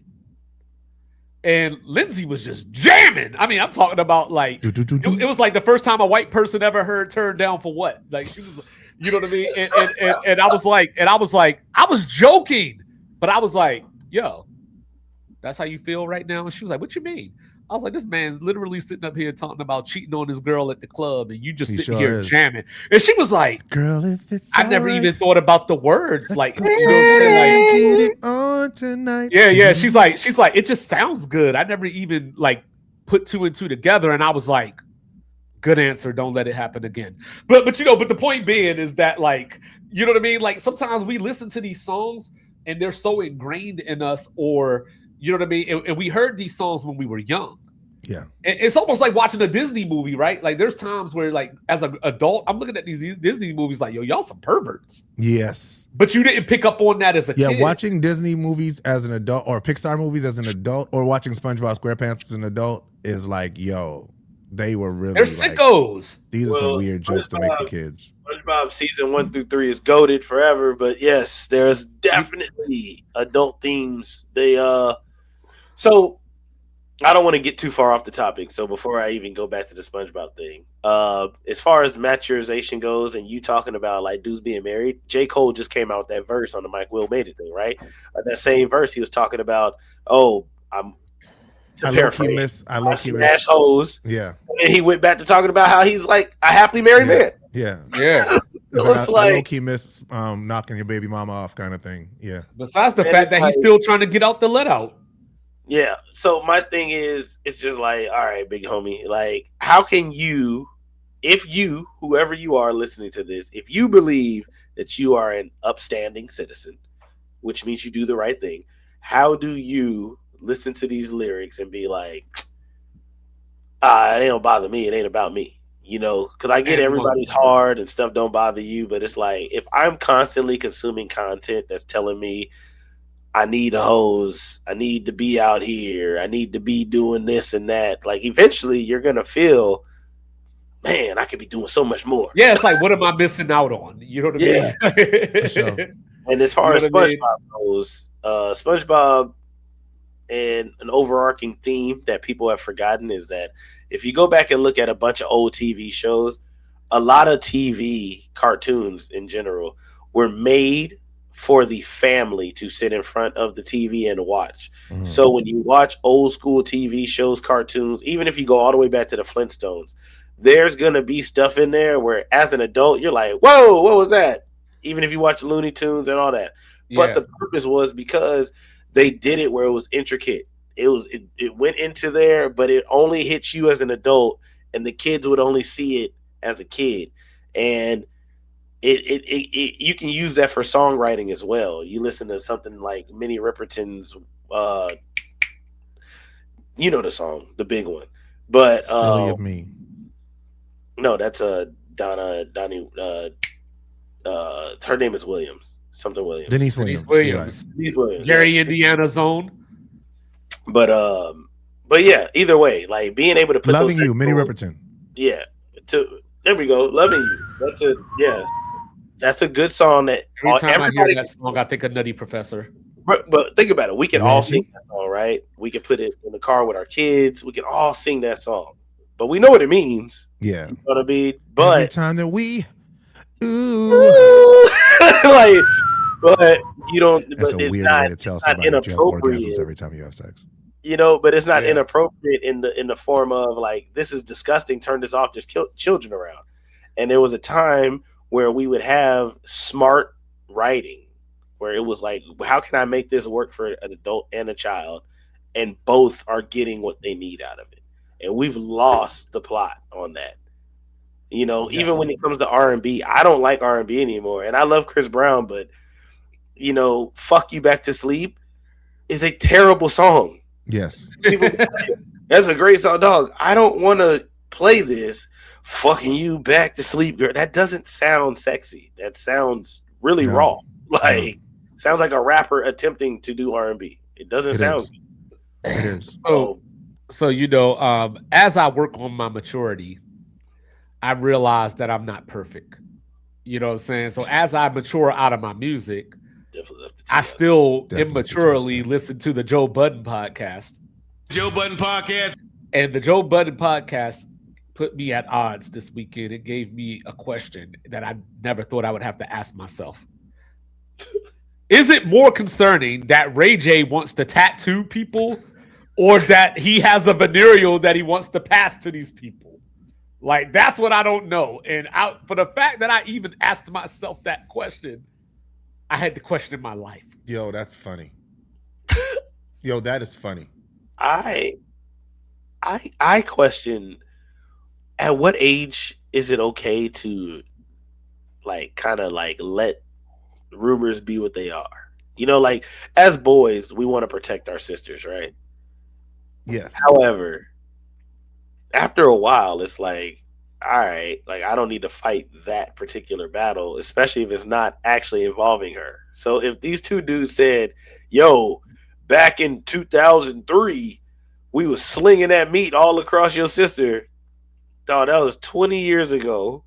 Y'all are not in contact with my sister now, and she's living her life. Is it necessary to come out the woodworks and become a threat? No, it's not necessary. I think there's a few things at play. One, Ray J is an attention whore. That's the first thing. Yes, for sure. And he has to make every single thing about him. Everything. That's something I've noticed with him. Secondly, Brandy does have a checkered past as it pertains to dating people in the industry. It's very well known that when she was a teenager, much younger than 18, she was dating Wanya Morris from Boyz II Men. And she got pregnant. All right. So the idea that Brandy may have been in multiple relationships at one time with people in the industry is not a shocking thing. But do you know what you do when you make it a big thing? You make it a bigger thing than Brandy wanted it to be, which is why the statement that Brandy made more sense, where she says, listen, I was friends with dude. I don't know why they're talking to me now. And that's really all I want to leave it. Like, she could left that there and now it'll stay right there. But now Ray J has to make it a thing about him that's much larger than the original conversation. It did not need to happen. You did not need to fight for your sister's honor at that time. And if you were going to do so, you could have done it in a way that didn't make you sound like thugalicious. Also, is Ray J is Ray J mentally stable? No, that's not the word. I know what word you're looking for. Please don't say it. Please don't. Are you trying to go R word status on us? He is. No, I'm not. He is. No, he is. No, he is though. But he is though. So look. Here we go. Is he intellectually disabled? That works. Hey, either way. See, is there a creep? well, see, this is my thing, and this is the immature part of me coming back out again. So he said something about you did not survive to let out. Yeah, he was talking about like, yeah, I'll be seeing y'all at the Win too. So now I'm like, so what happens 6 months from now when they still walking around the Win and you ain't do nothing? You know what I'm saying? After you talked all this shit and, talked about you was going to give these people venereals and all this kind of stuff, and they still standing upright. You know what I'm saying? First of all, they still walking around and, thinking shit sweet, as you put it, on blood. You know what I'm saying? So so does that mean you a bitch now because you ain't do nothing? You know what I'm saying? Yes. So that's the immature part of me. The mature part of me feels like if you felt the need to address this, because I can't lie and say that I might not have addressed it, but I think it's more of y'all are lames talking about old work. Like, you know what I'm saying? Like, this is something that happened in the 90s. Why is this still relevant? Or why do you feel that this is something that you got to speak about? Like, I'm sure that you've had other women since my sister came around. Yeah, there's a better way to say it. Like, without making yourself sound like Thugalicious. Well, yes. Well, but what I will not do is tattoo you. I'm not. In the context of the conversation, were they being lame when they talked about it? Because I didn't hear the original conversation. Well, it's lame in general to just be like, "Yo, I slept with this girl. You slept with her? Yeah, I slept with her too." Well, yeah, like, no, I get that, but I'm saying like when they talked about it, was it like were they having like a genuine conversation that made sense for it to be brought up, or what? No, it was just Cameron being messy, and you know, and on top of that, you know, if I remember correctly too, Mace was like head over heels for he this was in love with too. Randy. Yeah, like, so you know what I mean? That's what makes it even worse for me is that to make it sound like she was a jump off. Yeah, to make it just sound like that. Yeah. You know what I'm saying? I don't know if you're just jaded or what, but like I think Mace is married too. You know what I'm saying? Like, so jump like, off, don't complain that I go out too much. You know what I mean? And then you got Sean is actually like a politician and you know just got out of office and all that. Well, to be fair, Sean did actually kind of clear it. Like, hey, I don't, you know, the conversation was whatever. I don't want to. See, but this is the mature part of me. This is like I go in and out, two sides of a coin. Pause. But like, you know what I mean? But that's where I look at this and I go, at what point do you just say, all right, this interview's over? Like, you know, what I didn't come here for this. Yeah. You know what I mean? Like, I'm not going to disrespect this woman.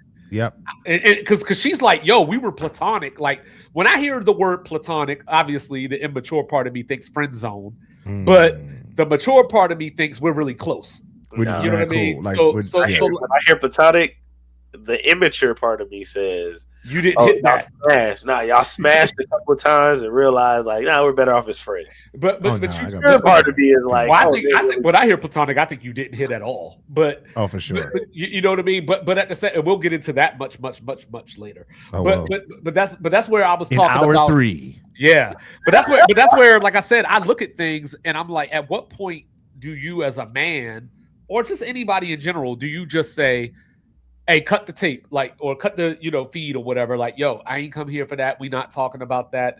That's off limits. I don't want you to, whatever the case may be. Like, that's how I feel like I would have handled something like that. Unfortunately, 2-5, you got to remember we're in an algorithm world. Can't cut the tape because this might get us hot. So is that why Justin Bieber approached Usher? Ooh, look at this guy, Segway King. I don't know. Tell me what happened with Usher and Justin Bieber. Don't even know about this. Lovers and friends, right? Yeah, so no, that's hysterical. So apparently they were at the Oscar party that is thrown by Jay-Z and Beyonce, and we'll call the Golden. Jay-Z's in the news. Yeah, the Golden Party, Jay-Z and Beyonce's annual Oscar party they throw after the Oscars, and there are lots of famous people there, and there was a photo taken of Usher and Justin Bieber in a heated argument about something. That's really all the details that I was able to find out about it. But we do know that you know, Usher was, you know, Justin Bieber's was his like mentor, and we also know that they both sort of came through that Diddy tree, if you will. Yeah, that's what I was going to say. Do you think Usher approached him like, "Yo, stop calling Diddy. I told you to stop calling him." No, I think Usher approached him like, "Hey, I know that this has gone kind of blah blah blah. Are you and me good?" And Justin Bieber was probably like, "Fuck out my face, freak ass nigga. It's always up. It's up forever." And Usher was like, "Oh, that's where we at." And then somebody took the picture. Yeah, I don't know. I try not like I'm not good at doing a hypothetical thing. So I just know that whatever it is, I hope they work it out. Because like it does seem like, you know, Usher had a big role in Justin, you know, ascending the way that he has. He does not ascend the way that he did if it was not for Usher's not only co-sign but really stylizing and branding him in the way that he did, showing him really how to perform on stage, showing him how to be the star that he became. But also, I will say this: I don't know, and I will never put on somebody any kind of violation or crimes. If there was something to that, then I hope that Justin Bieber finds a way to tell his story one day, because I feel like that's what I hurt hope. that young man. I don't know who hurt him, but I think that may have been a part of the conversation. I think that may have had something to do with something. I think it has something to do with everything. And I hope that one day he finds a way to tell his story. You said what? Is revenge tattooing a thing? Because I hope nobody gets tattooed off of this situation. Oh my God! I think next topic. I think that Justin Bieber knows everything, and I definitely think that Justin Bieber is the kind of guy that like maybe he'll take his sweet time and then like put out some real stuff. See, you see what he just did? His sweet time. You see what he just did? You know what I'm saying? Look, anyway, look, guys.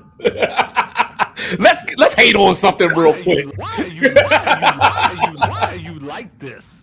Let's hate on Mike something Wilson, real quick. AKA 25, are not necessarily the views of Ray Jean Lewis. We haven't or gotten both in the Radical same pod Jack. in a while, so We are not the same. We are very different. Let's hate on something. Thank you. So My back in the early 2000s, when I was a young airman, coming off the heels of 9/11 and things like that, I was having a conversation with this NCO, non-commissioned officer, supervisor and everything, and he said something along the lines of like, "Why y'all always got to play the race card?"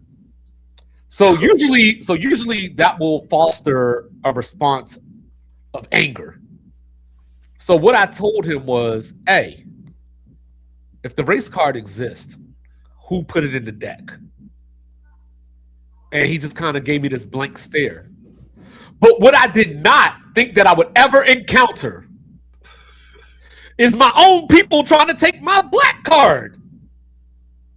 Oh, Because that exists too, by the way. So as I was sitting here, you know what I mean? Like we were talking the other day. This came from a conversation we were having the other day. All right. And we're so quick to label people coons and sellouts for doing or saying things that we disagree with, while saying we want everybody to be original. We want everybody to be open-minded, but you don't. You want everybody to conform to the box that you established for them to fit in. So if I like to listen to a little Metallica, that's my thing. If she want to go be an anime nerd, that's her thing. That doesn't make her less black. Right. Like people, and I know some people are joking around in some ways. People tell me things like, "Oh, you put sugar and milk in your grits, that you ain't black." But it becomes much more serious than that, because those conversations have hit the mainstream now. Yeah. And everything that somebody does that you deem that is not worthy is now not black all of a sudden. Yeah. You are not the gatekeeper of what is black and what is not black, while at the same time saying black is diverse. Right. You know what I mean? This is black. That's black. We own it. We own rock and roll. We created country music, all this kind of stuff. And then if you see a dude listening to Darius Rucker, he ain't black no more. Yeah. It ain't logical.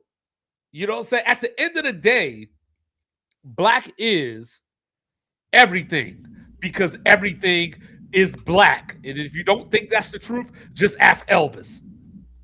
All right. Like that. 2-5. You got to play spades? Yes. All right.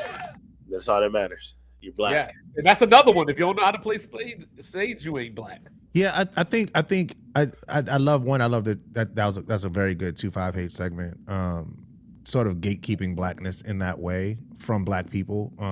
We definitely are not a monolith. We're not one thing. Shoot, I just looking at the three of us, like people who watch our pod and want to attribute things that one person said to all three of us.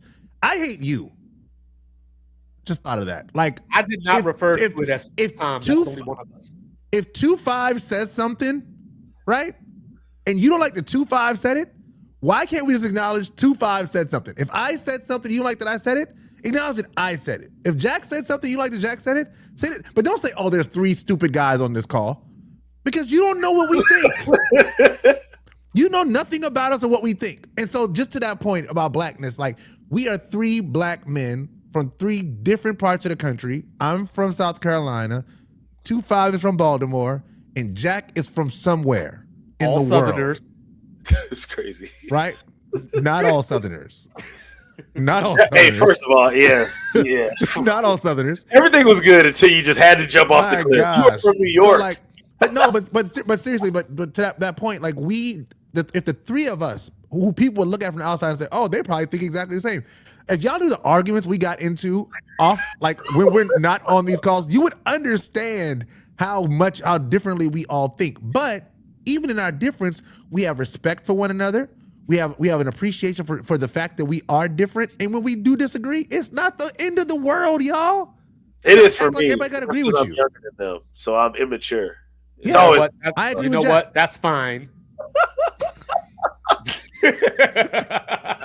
I agree with Jack, dog. He's right. it's the end of the world for me. Okay, yeah. But no, that's the thing though. Like, you know what I mean? Like that's why I get so confused about it, because it's like, oh, it's the same old thing over and over. Y'all just like I've always wondered. I'm gonna go to sports for a very quick second. You know what I'm saying? Just like I've always wondered, right? So the other day, and then we'll get back on track here. Stephen A. Smith, made the comment about let's move the Grizzlies to Nashville. And then all of a sudden, all these people started coming out, like even Draymond Green and some other people, like, hey, why not move the Grizzlies to Nashville? None of y'all had that thought before Stephen A. said it.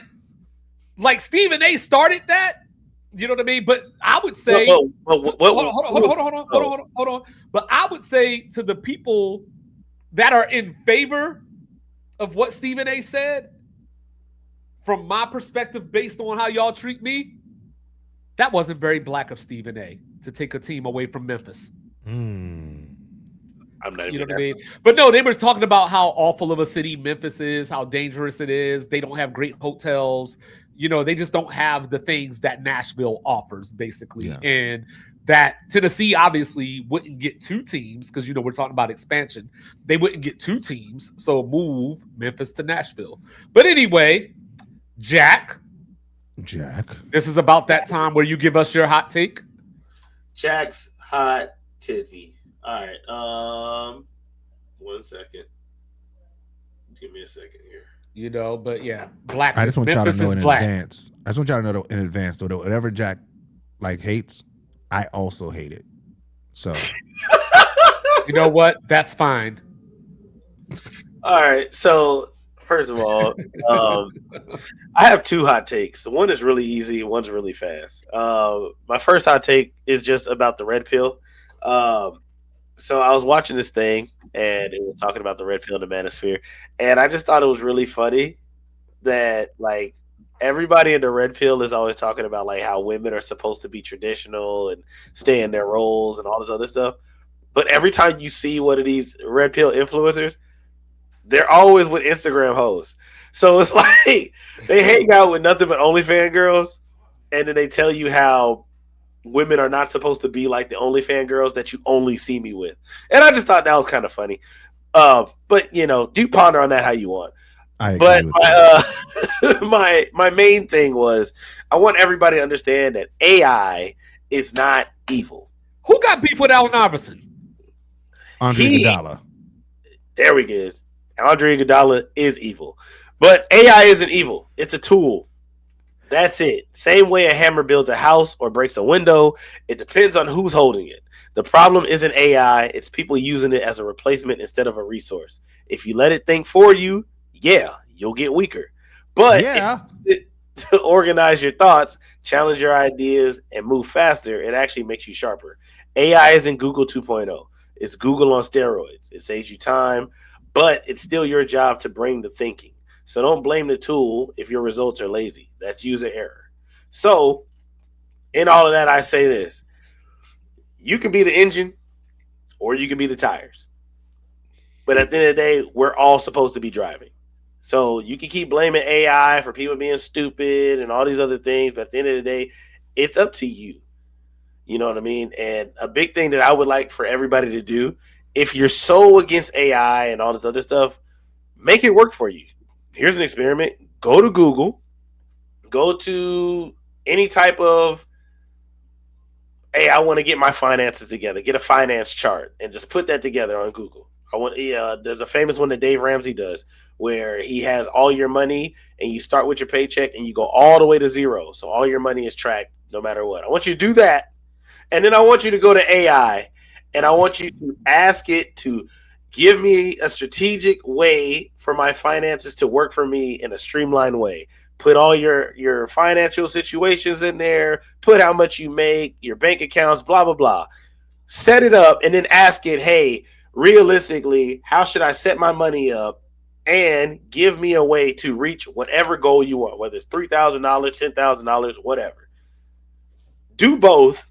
And then I want you to look and see if you think you would be more successful with the blueprint of Dave Ramsey where your just money goes to zero, or do you think that maybe AI just gave you a super boost on how your money can look and it gave you a whole year's worth of financial independence and literacy because, you use this tool that's supposed to be making us stupid. Yeah. But in all actuality, you just use something to give you a big leg up. These are good segments, guys. You know Great what? job. I agree with Jack. You know what? That's fine. So last week he said Jack. Last week Jack wanted to play a game with us. And the game is back, y'all. Is round 2 of Would You Rather. But before we start, I would also let Jack know that he owes us one of these top 100 movies to see if we've seen it or not. Oh, yeah, that's right. That's right. Hey, it's back. 5 not forgetting. All right. Yeah. So, for week 2, out of the top 100 films, number 2 will be. Oh, let me stand up. It's kind of far. Hey, I just want y'all to know that however Jack feels about this next movie, I also feel this way. Why are you like this? I have no idea what's happening right now. Is he going to come back with a poster? Yes, so many things, y'all. He's really been wrong. researching for this. It's a big, you know what I'm saying? Real time. This is real time. Y'all are watching the magic happen right now, guys. Oh, my bad. And by the way, for those of you that care, Iowa State 31, Kentucky 30 at halftime. I had my lights are not as bright, and for some reason I don't know. Either way, The Godfather, number 2. Have you seen The Godfather? Either one of y'all? Yes. I've seen only the first one. Well, that's exactly which one we were talking about. Yeah. Now, here's something that I never like to admit. I've never watched The Godfather. I've seen pieces. A movie guy? I've seen pieces. I've seen all the main important things. I know who the characters are. Don Corleone, Luca Brasi. I know so much about it, but I've never sat down and watched Godfather from start to finish. And while we're here, I've seen Purple Rain, you dumb fucks. So stop talking to me about goddamn Prince on the internet. It was a joke. I was potting. Prince is still overrated. Kiss my ass. Anyway, for our would you rather live in a world of The Matrix or the world of Forrest Gump? I say Forrest Gump. Forrest Gump, I guess. Wait, hold up. You guess? Have you seen The Matrix and Forrest Gump? I've seen both. Oh, okay. Why you say I guess like that? Because which version of the Matrix am I living in? Am I living in the Neo world, or am I living in the one where they're in the pods in that like black area? Your Forrest choice, Gump. I guess. Give me Forrest Gump. Forrest Gump. It's up to you. I don't like the chances. I'll give me Forrest Gump. You know what I'm saying? I want to live in a world with more Forrest Gumps. You know what I'm saying? People that want the best for everyone, that is full of happiness and peace. I like it. I was about to say, I would live in the Matrix if I was Neo. But if I wasn't Neo, if I'm not Neo, dog, if I'm not his top 15, I don't want to be in the Matrix. I mean, I ain't gonna lie, you know what I'm saying? A part of me would love to live in the Spider-Verse. Oh yeah. I mean, well, yeah. Living in the Spider-Verse is dope. And by the way, that new trailer. Oh, Spider-Man. Yeah. This is coming from a guy that hasn't seen a Spider-Man movie that he likes besides the Andrew Garfield ones. But anyway. Wait, hold on. You liked Andrew Garfield Spider-Man? I did. I felt like he was more representative of what Spider-Man is, like with the quick, the Quips. comedic relief. Yeah, the quips. This is awesome. This is like groundbreaking right now. Wait a second. You like the Amazing Spider-Man? Yes. That's crazy. That's absolutely crazy because that's the best Spider-Man representation that they've ever had. Yeah, that's what I'm saying. Like the He's quips, too cool to the be a character, the way that like the way that he carried Spider-Man, himself was yeah. Spider-Man. Yeah. Dang, that's crazy. Well, look at that. Everybody 2-5, he does like things. Yeah. Out of here, Tobey Maguire. All right, relax. I would live in Forrest Gump's world though, personally. Forrest Gump's world is the world where you can achieve anything. So I rock with that. Right. Now, would you rather Is the lie America says it is? Oh, never mind. that's exactly what it is. Would you rather have Future's influence on modern rap or Kanye West production genius? Kanye West production genius. Future. I think Future is the worst thing to happen to rap. See, that doesn't matter. It's the influence. I think he influenced a lot of terrible rap. Yeah, but it's you having Future. Yeah, I think it's the standpoint. Oh, I get to be me and have the influence. Yeah. So Oh, would then you give me rather have that. his influence, or Oh would no, you give me rather that. No, have- give me that. No, give me that then. If I have the ability, if I have his ability to influence, not necessarily the influence that he's had. Oh, Right. give me that. Oh, for sure. Okay. Yeah, That's none what of I you was- fucks would still be playing Madden if I had that type of influence. No. Sure. Just hip hop. Okay. No, I still roll with Future just because of, I mean, both of them are revered, for different reasons. But I just think of Future as the trendsetter of a generation. Yeah. You know what I And mean? he is. For good and worse. For good and worse. Yeah, no, Yeah, I I mean, mean, but that's sort of my he's point. Lil Wayne. He's Lil Wayne 2.0 for all intents and purposes. You know, But that's sort of my point. Like that's sort of my point about Future is like, in no way am I saying that Future is a terrible artist. What I'm saying is that Future set a terrible precedent for the artists that came after him, and the people that mimic him are nowhere near as good as he is at it. Like, Right. it's just like the T-Pain versus everybody who tried to do the T-Pain thing after it. Like, I don't have T-Pain and Ron Browse on the same level. Yeah, not at all. That's disgusting. Either boy. But it's funny you say that because I feel like Lil Wayne is really the reason everybody is on the Future thing. Because so the funny thing is, right, growing up, we only knew 3 rappers that didn't write. It was Biggie, it was Jay, and it was Wayne. Now, everybody does it, yeah. And which is why they can't remember the lyrics to their own songs when they have to perform them live. Right. And my thing is, when it comes to Lil Wayne, it's like he set this precedent to release all this music and, also simultaneously go crazy with actual album sales. And then as he's gotten older, it's like, man, you really set everybody up to kind of be screwed. You know what I mean? Because like what you did is not, you can't replicate that.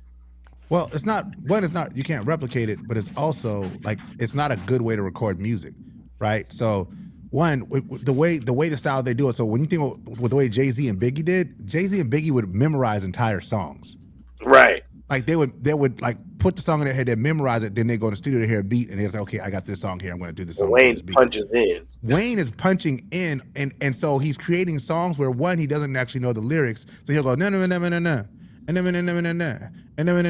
he'll like find a lyric to go there, and then it's okay, bring me in. So now he has these punches in that make it sound like it's clean, but he can't perform those songs live because he doesn't have the breath control to do it. Well, we're live. about to find out with this tour. So yeah, so there's a lot of that. There's like people ask Lil Wayne, why don't you do Mona Lisa live? He's like, dog, you think I know the lyrics to Mona Lisa? Oh, he said that. Yes. Oh, damn. Look, I can't. He's like, I would do the song, but I don't know it. Yeah, that's Aubrey. the more thing. No, Aubrey would never say that, and Aubrey is more of a student of hip hop than Wayne is. But that's a whole different conversation. So one more course of action here. So this one is more of like legit. What would you do? What would you do? So you find out if your son was at home. You find out your homie is moving shady in business. Mm. Do you confront him or do you distance yourself quietly?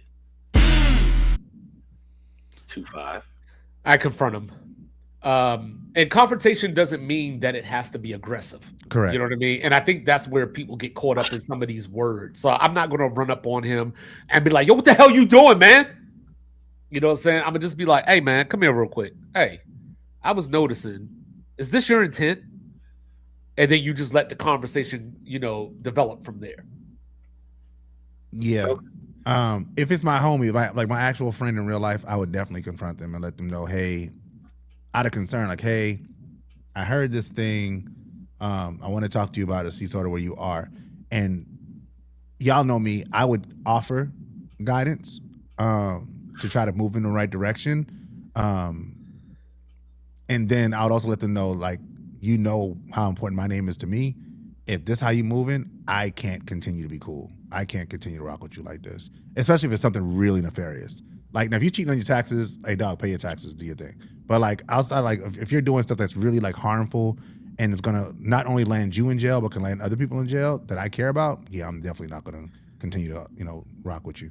Yeah, if I was Ted DiBiase Jr.'s friend, I definitely would have confronted him. I would have definitely confronted Brett Favre. Well, Ted DiBiase got found not guilty. Yeah.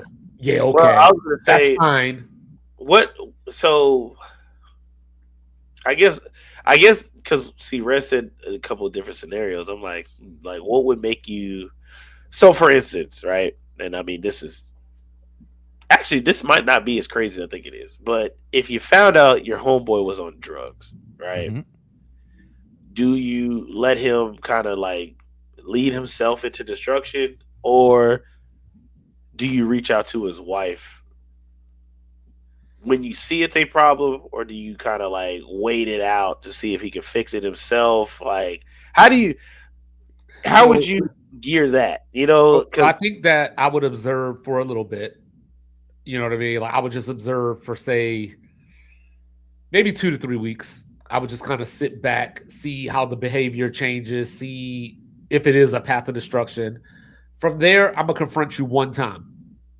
You know what I mean? And, I'm going to roll with what you tell me. Like, yo, it's not a problem. XYZ, it is a problem. I'll try to get you help. From there, if you tell me that it's okay, I am going to talk to other people that care about us and say, have you noticed this? Yeah. Or am I overreacting, or whatever the case may be? But once you tell me, because most times in these type of situations, the person will tell you to fuck off or something along those lines.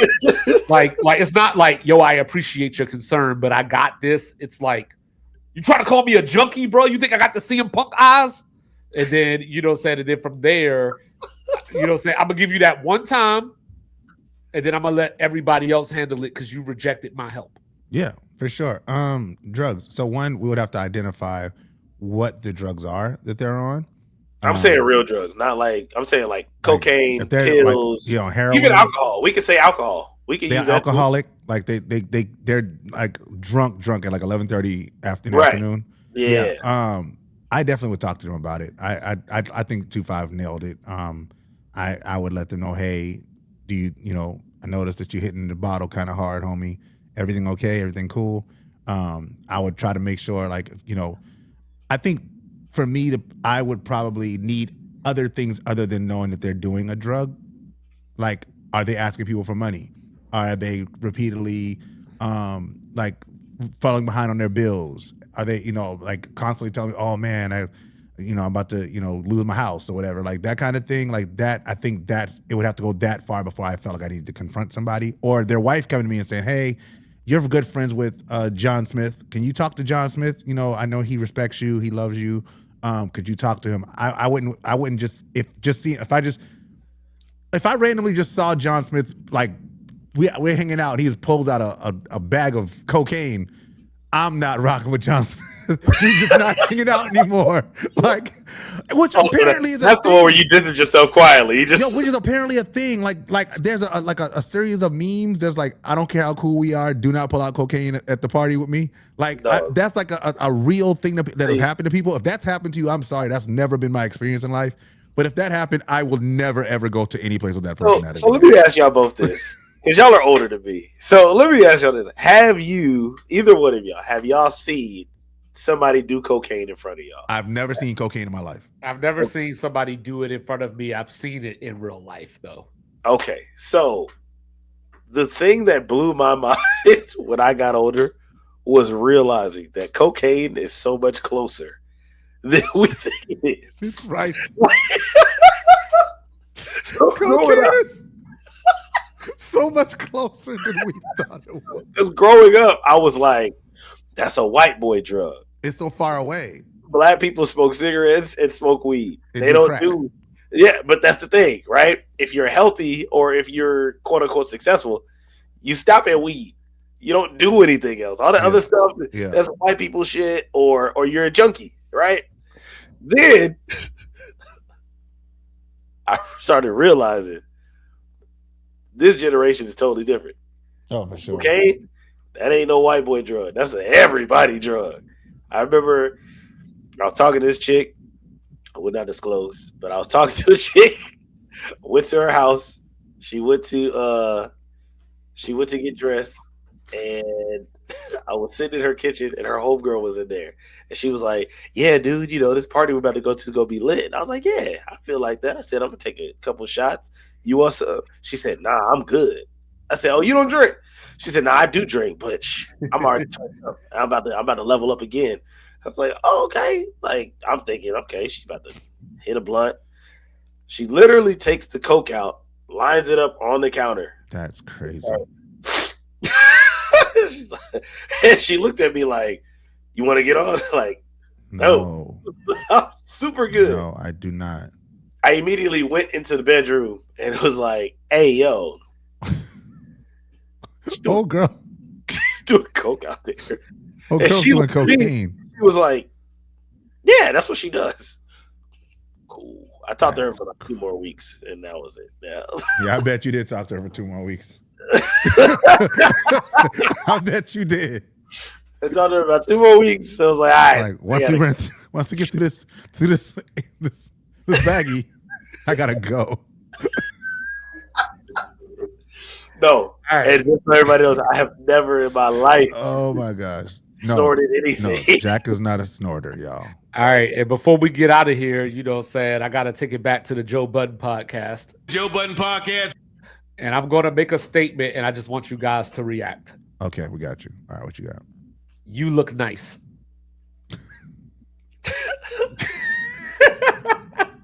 Shout out to B-Dot. Like, Shout out to Lames.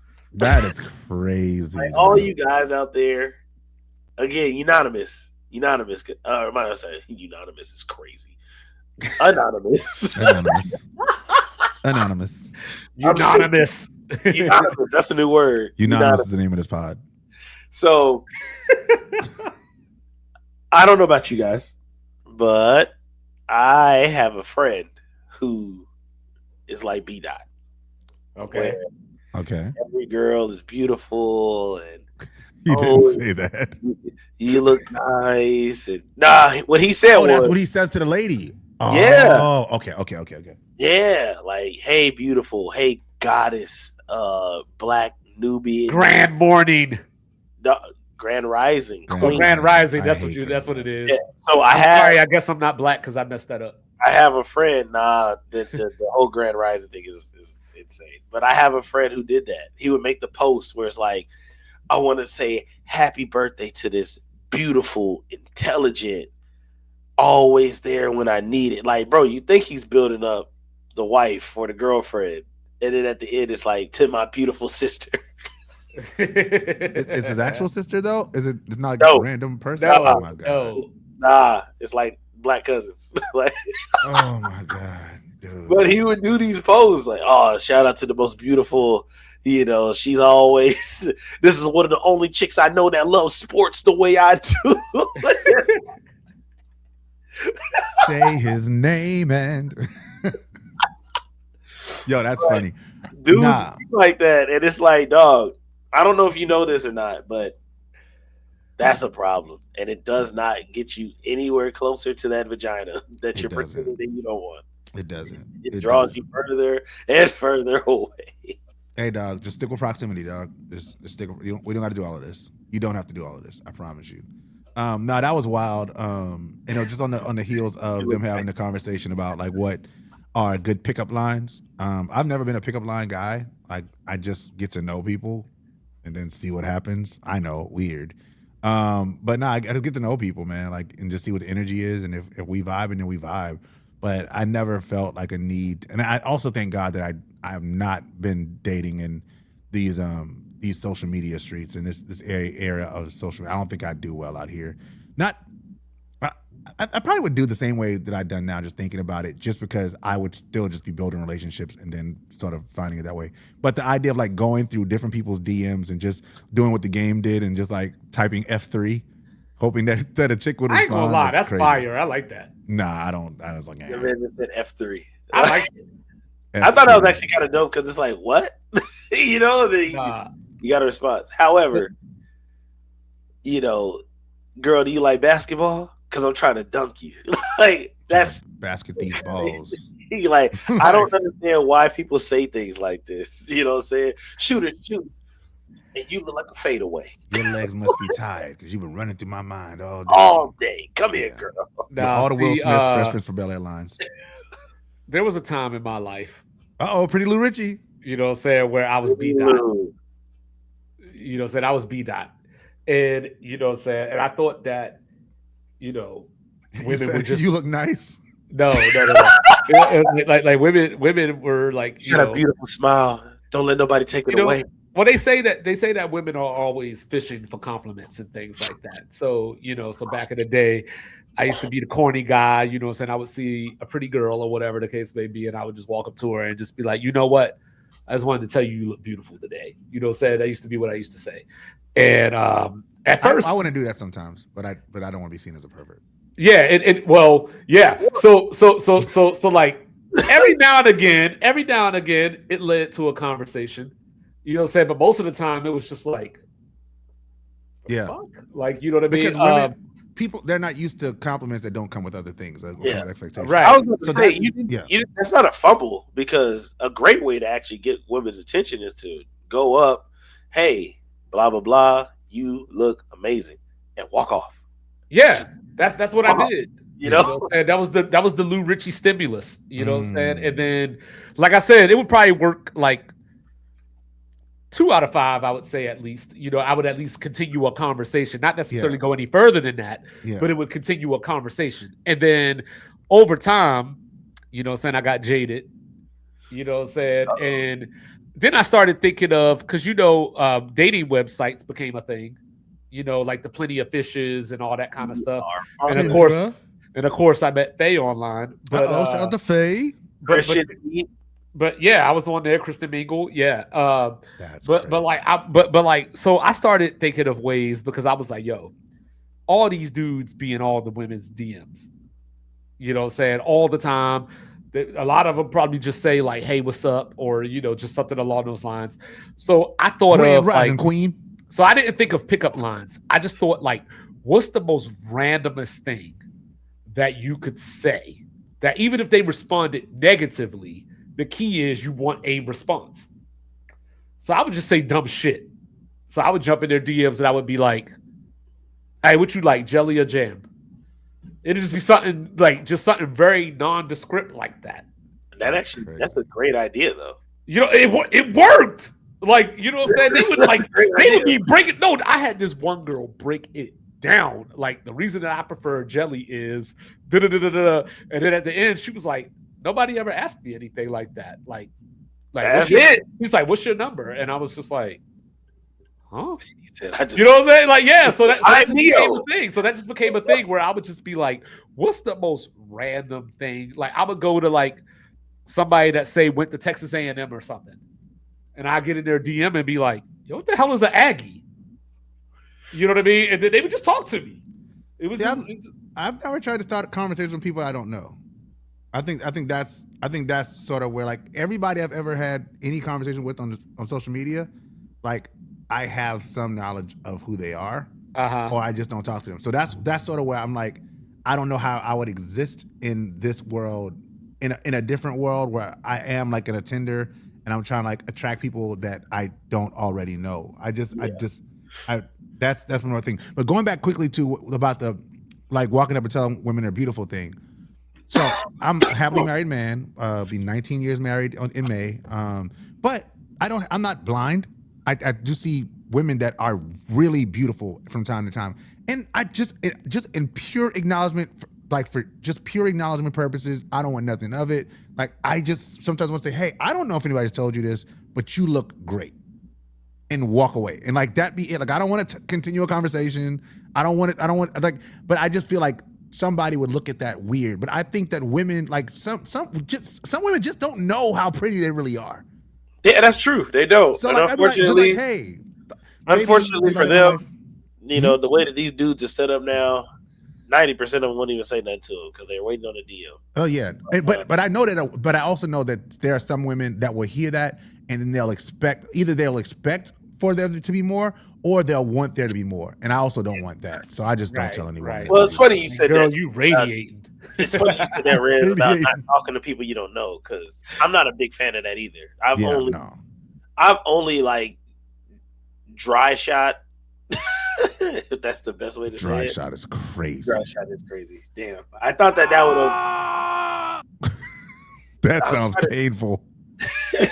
I was trying to think of something that didn't sound crazy, but yeah. Well, I've only shot at a stranger 3 times, and I'm 3 for 3. Like, 3 for 3, closing. Yeah, I went on one girl on a DM. I said a joke, cool, like worked out. Then I seen a girl in a pawn shop, shot, worked, and then I saw a girl at a party, shot, worked. So 3 for 3 when it comes to the cold call, but yeah, I'm bigger on the proximity. Proximity, dog. Yeah, like you know me, I know you. Right. We like each other. Like I said a couple of pods ago, or it might have been even last pod. Like I've never really been for lack of better words, let's get wild for a second. For lack of better words, I've never been the predator. You know what I'm saying? Like that was looking for the kill. Yeah, like I was never looking for the kill. Like Pretty Lou Richie. I was legit. I was legit looking for at times. I was looking for like female companionship, like not necessarily somebody to hold you to take it further. You know what I mean? But like a lot of times, it was just organic in that way. Yeah. Because since I wasn't trying to do those things, I think that like a certain segment of people appreciated that. Yeah. You know what I mean? Like I could just talk to you. I could be open with you, whatever the case may be. And then it just led to that eventually because there was a certain level of comfortability there. So I never looked at, I need a fire line or like, how do I roll up on this person? I never looked at it that way. Like I just feel like things will happen and like when they're supposed to and how they're supposed to. I agree. Agreed.